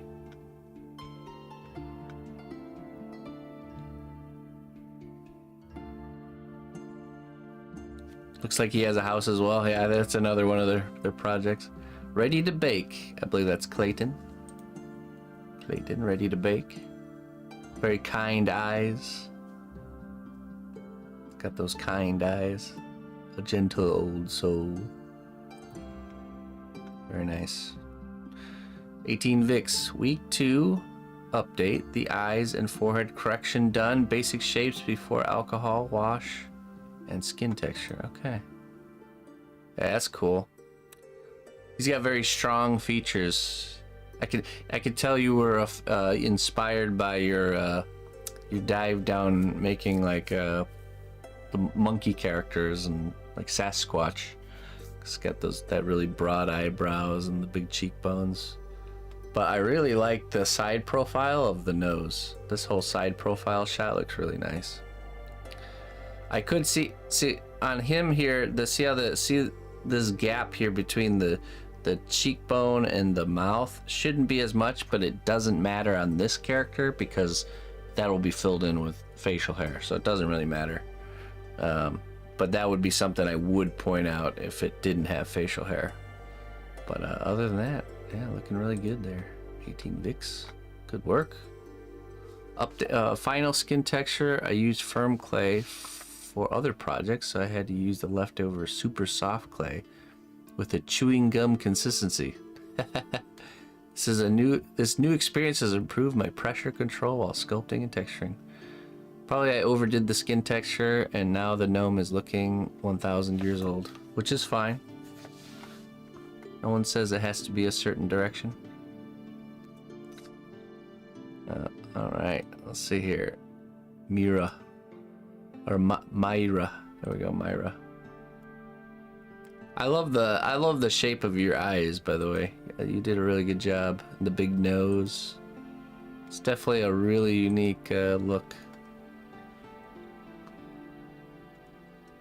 Reminds me of my great Aunt Victoria who lived 106. She had eyes just like that. Very good. Great work. Love the lip. Yeah. Okay, I promise this is my last posting. He's been cooked. Week 2. Alright. Only if you promise. Let's see here. Alright. It's looking great. There we go. Very good. Very good. Oh man, it's gonna be so cool. You know what? I wish we could get all these in a lineup next to each other at the end. That'd be so cool. Can you imagine seeing them all together in a room? That was kind of one of the fun parts about teaching classes live, is just seeing the whole class line up next to each other. I don't know what all Discord can do. I don't know if I can have sub-threads in a thread. Okay.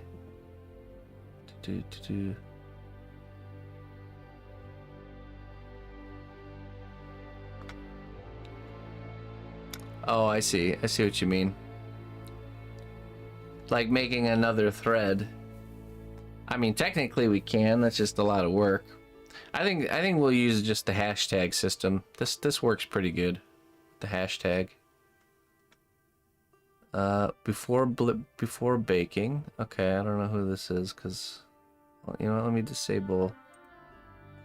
There we go. Sherry. Oh, that was Fat Peanut. Sherry loves to clay. There we go. Yeah, I wish they didn't the threads. That's why we ditched that idea. Very good, Sherry. Very good. Very nice texture. Eyes look great.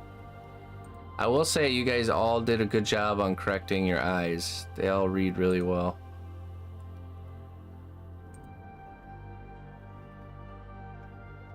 Okay, yep. Okay, I did that. There we go. Colleen updating everybody. Hashtag we too. Not sure if this is how we're doing this or not, but here we go. Well.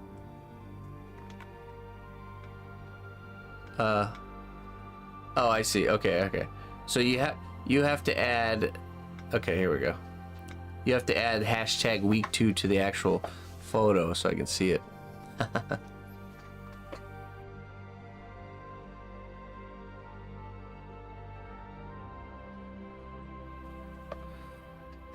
Alright, let's see. Let's see what we got, Toadstool. Alright, this is okay. Maybe there's a. Hold on. This one. There we go. I was gonna say there's unsmoothed clay. Yeah, it's looking great. Man, what a big schnooze on that one.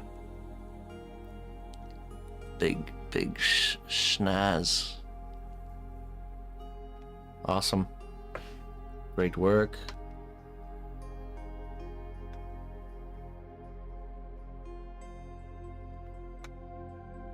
So much information is kind of overwhelming. One step at a time there, Okami.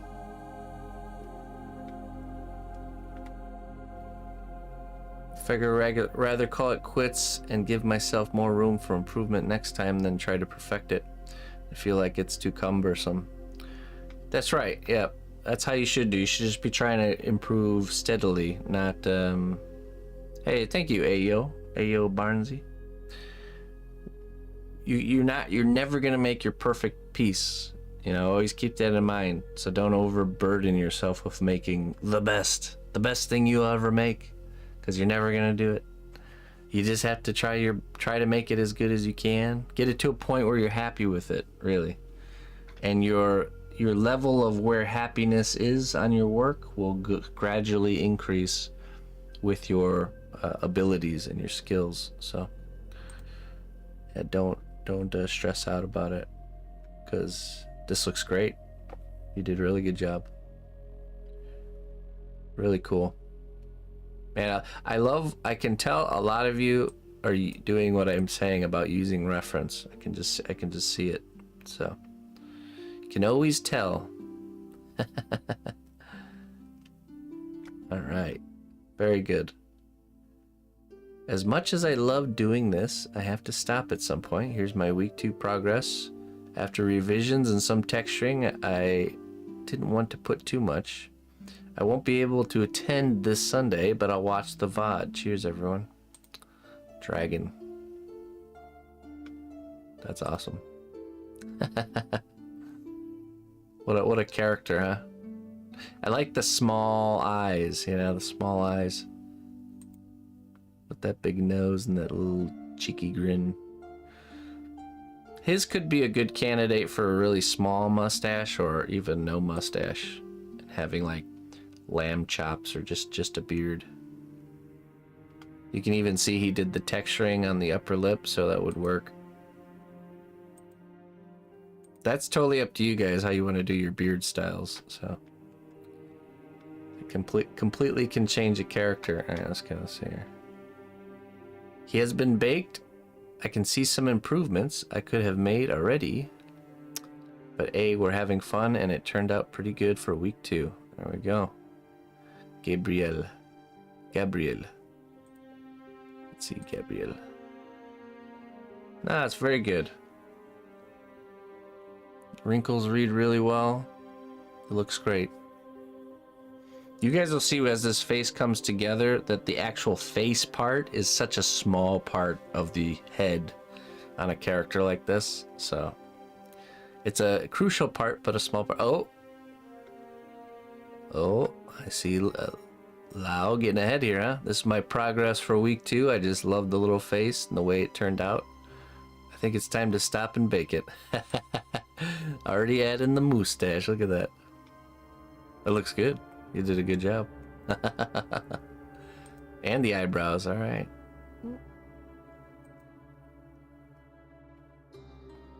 No, you did a good job.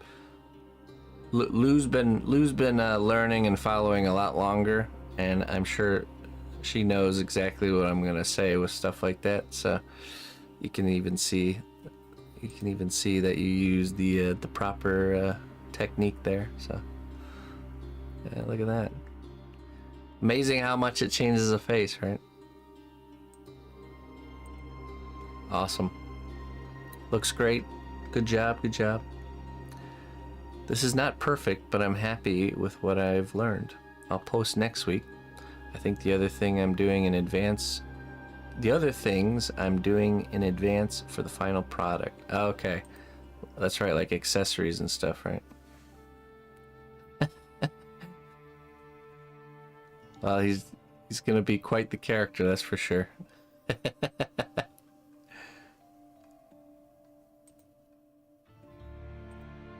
Looking good there, Morph. There's a chance that when we get the eyeball in him that it might look too, like, open. But that's okay, because you can always sculpt a little bit more eyelid back on and close it up a little bit. So it's good. It's a good foundation. I think it'll look good. This is my first hashtag week 2. It's not baked yet. There are some particles I want to remove first. Don't want to add too many wrinkles. Not that old. He's not that old. Okay. Looks good. Nice and clean. I like the nose shape. What a fellow. A cheeky fellow. Awesome. Now, don't worry so much about the filling in the eye holes. I'm telling you, we're going to be adding the eyeball in after the eyelids are baked. It becomes much easier to do it that way. So, okay. Mr. Brightside made some progress on this old codger. I haven't baked him yet, but I think he's about ready. We'll see. Mr. Brightside.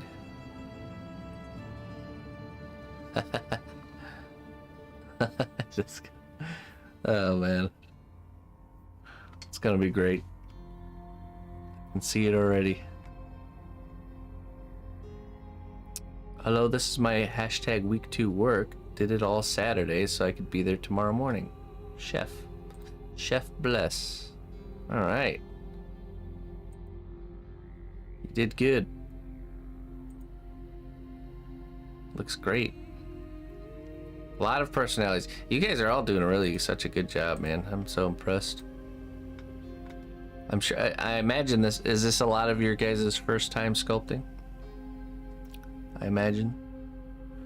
I'm becoming rather fond of this guy. My video was too big to upload. I'll get a new one tomorrow at some point. Okay. Very nice. He's got those kind eyes as well. Okay, we already did we already see? No, we didn't see Red Ticket. Oh, we didn't. Red Ticket. Yeah, I'm telling you, man, yours is reading so like Freudian. Brian Froud. I don't know if you know the one who did like I could see this character completely coming out of Dark Crystal. You know, like the style is so cool. I mean that in a good way. It's a compliment. So perfect. It is. I do digital art normally. All right, cool. This is your 5th, but your first humanoid. All right. Yeah, I have his books. I have his. Colleen bought me the fairy books.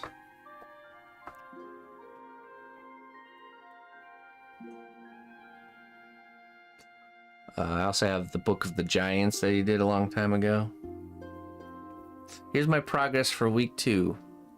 Arna. I ended up making a completely new second head. I didn't like it, and then all of a sudden, it just clicked. Kept the first, expecting to go back to it at some point. First attempt is the 4th image. Baking was so stressful, suddenly committing to it and knowing you can't go back and fidget with it a bit more or redo the wrinkles on the eyes. Yeah. That's good. You use the trick of setting it aside and making a new one. Sometimes just approaching it with everything you've learned, it's gonna go so much more smoothly. So resetting is a good thing.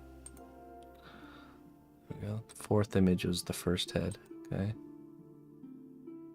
Yeah, he looks good. A fellow indeed. Oh yeah, okay. Yeah, much better. So this is the new one. That was the old one. It's funny how they're similar, but you can tell that this one is improved. She-Wolf. This is my project. He is baked. I'm super happy with how he is coming out. Facial hair is really going to be fun and look good on him. All right, let's see. Yeah.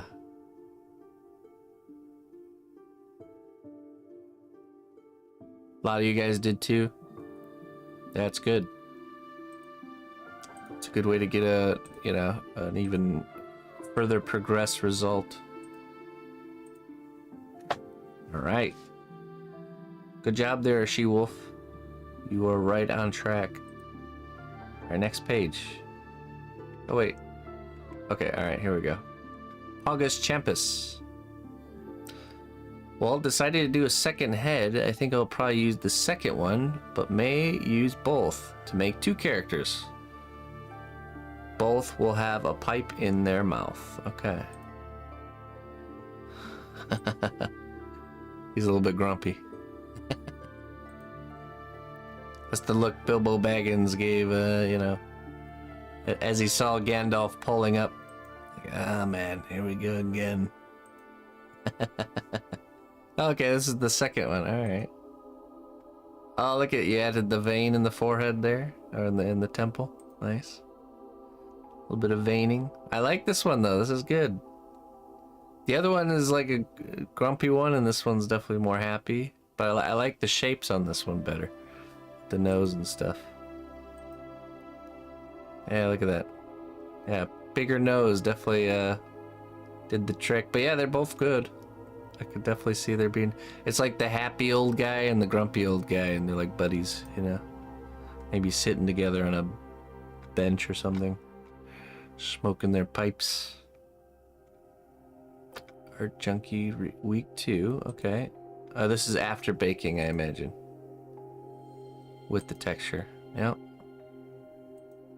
The other one we saw was before it was baked, okay. Yeah, it turned out good. It's looking good. Final skin textures, I use firm clay. Okay, let's just jump to this one here. Ah, look at that. There we go. Okay. There we are. Wow. Great job on the texture work there, Mr. 18 Vix. Wow, look at that. I could totally see. I could see you learned from your projects that you've been working on, especially with these wrinkles. Because I know these wrinkles are really prominent in,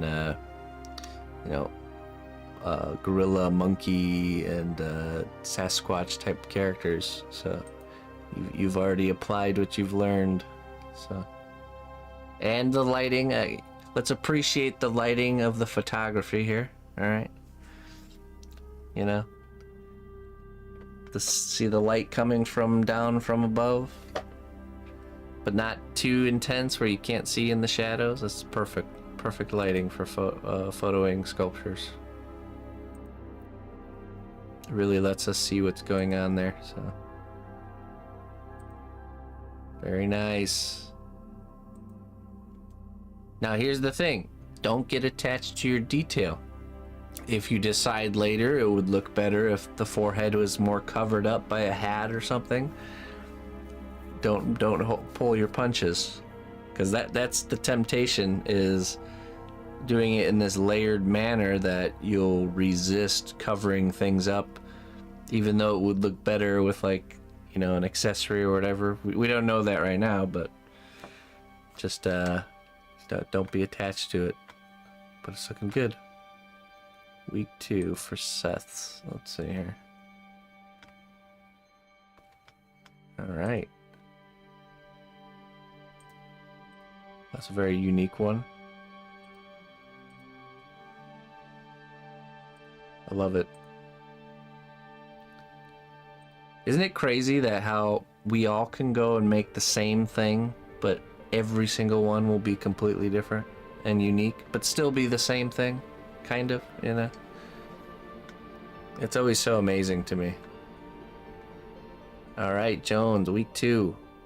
Jones Jr. Okay, this is Jones's son, I believe. Let's watch here. All right.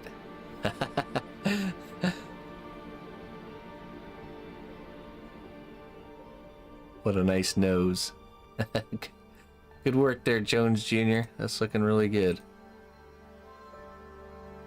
Very good. Okay. Mrs. Jones, aka the boss. Let's see what Mrs. Jones has here. We got a whole family. You guys will have a whole family of characters when you're done. All right. Looking very good. And Jones himself. Let's see here. Let's see what you got there, Jones.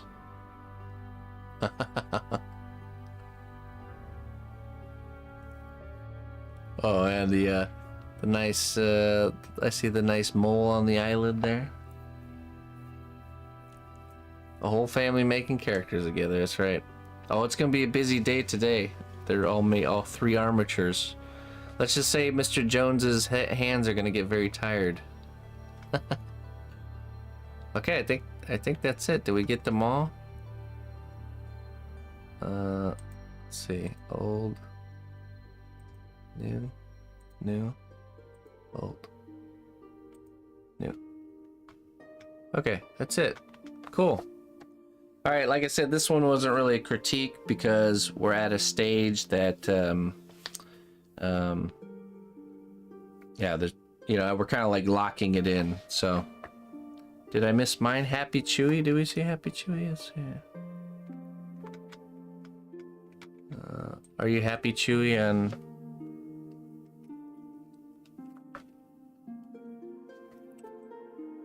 Oh, that's weird. Oh, okay, you probably didn't use the hashtag week 2. Let's see. And Jabez, okay, we'll check it out. Let's see here. Okay, some texture. All right. I believe that's the most recent one. He did do hashtag week. Wait, I didn't see it. What the heck? Oh. Oh, I see. Okay, so it was in the thread title and not actually. Oh yeah, you did. Wait. Yeah, not actually in the. So in the actual the description, there needs to be. Wait, hold on. Let me check. Let me make sure I'm not doing this wrong here. Hashtag. It's a learning experience for us all. Old. Let me see, maybe I missed it. Scroll down here. Torn. Jabez. Oh, okay, there's Jabez. Did we look? I think we did look at yours. Didn't we? Oh, maybe not. Weird. Just totally skipped right over you. It's looking good. All right. Photographs are so unforgiving. They don't. Yeah, they do lie though. So photographs can lie if you know, depending on the angle of the camera and the field of view, and so. But it does give you like an filtered perspective of your work. So. But don't worry, you're looking really good, right on par. So. Right, so now, okay, when you guys post your updates for next week, feedback round, do hashtag week 3. No space. Hashtag week 3, just in the description somewhere in there. and then it should just pop up like this, and we'll go check them out. But let's see here. Okay, page 2. I just want to make sure I didn't miss nobody. Art Junkie, Serub. Oh, there's Serubs. Do we see Serubs? What a guy. Very good, very good. Okay. Sets, Jones. Okay. So yeah, I think it was because Happy Chewies was not in the actual description, but it was in the thread. Sorry to confuse you guys with the whole thread thing. I figured it would be a good system, but it didn't seem to be. Alright, let's see. Newest. Okay, so this one should be the newest. Alright, let's see here. There we go. It's amazing how different something reads with different colored clay, you know? I like your solution for the clips there at the bottom. Just give you something more to hold on to. Very nice. It's looking great. Okay. All right, ladies and gentlemen. Like I said, you know, push your guys' characters and bake it. And if you feel unsure about something, don't bake it yet. Push it as far as you can. Submit feedback, and then next week I can look at it and let you know, answer any questions, or let you know if things need to be changed, because this is a big step. So if you're confident about it and it's looking okay, just go ahead and bake it. If you're not very confident and you want feedback first, it's okay to wait. Get the feedback next week after I do the lesson on the foot. It'll be really easy to catch up after that. So, because this is when big things start to slow down and we're more focused on individual elements of equipment and stuff like that. So, but yeah, look at that. Isn't that looking nice already? I can already see our character coming to life, can't you? He's just so happy. Yeah, so if you're unsure, don't bake it. Submit a video and let me know what your questions are, and I can give you direct feedback and let you know, because this is a crucial step as far as proportion and how things are going to read for the whole piece. Once things are locked in at this point, then it's just the fun part after this. It's just detailing and texturing and all that fun stuff. So we want to get this part right. So, all right, everybody. Hey, thanks for joining me on our third class. It's very wonderful. Oh, and good news, by the way, our mysterious Seanat Bush Kingdom member that paid for this class to happen has also funded an extension so we can do the painting process. So this class will include the finished paint job of our piece as well. So not just the sculpting, but also the painting. So yeah, and yeah, so that's really cool. And then once we start getting closer to the end of this project, I will plan what another project could be that we could that I could teach you guys, and we'll do like some sort of we can set like a goal to fund the class or something like that to see if we can make it happen. If something else doesn't come up, of course, but yeah, I'd like to keep this going, and we can just work through all kinds of different character types and things. There's an infinite amount of things to learn. I've been on this journey a long time, and I'm still learning new things every day. So I can at least teach you guys what I know, and then we can all progress forward together. But anyways, Bob, thank you for the biddies, my friend. I appreciate it. 500 biddies from Bob. Mama is a fan. Thank you for the 200 biddies. And Jay Ty, thank you for the prime sub at the beginning of the stream today. So thank you folks for the support. And I'm gonna get out of here, and we'll find somebody to raid, and yeah, we'll see you all tomorrow on Monday. And till then, bye bye.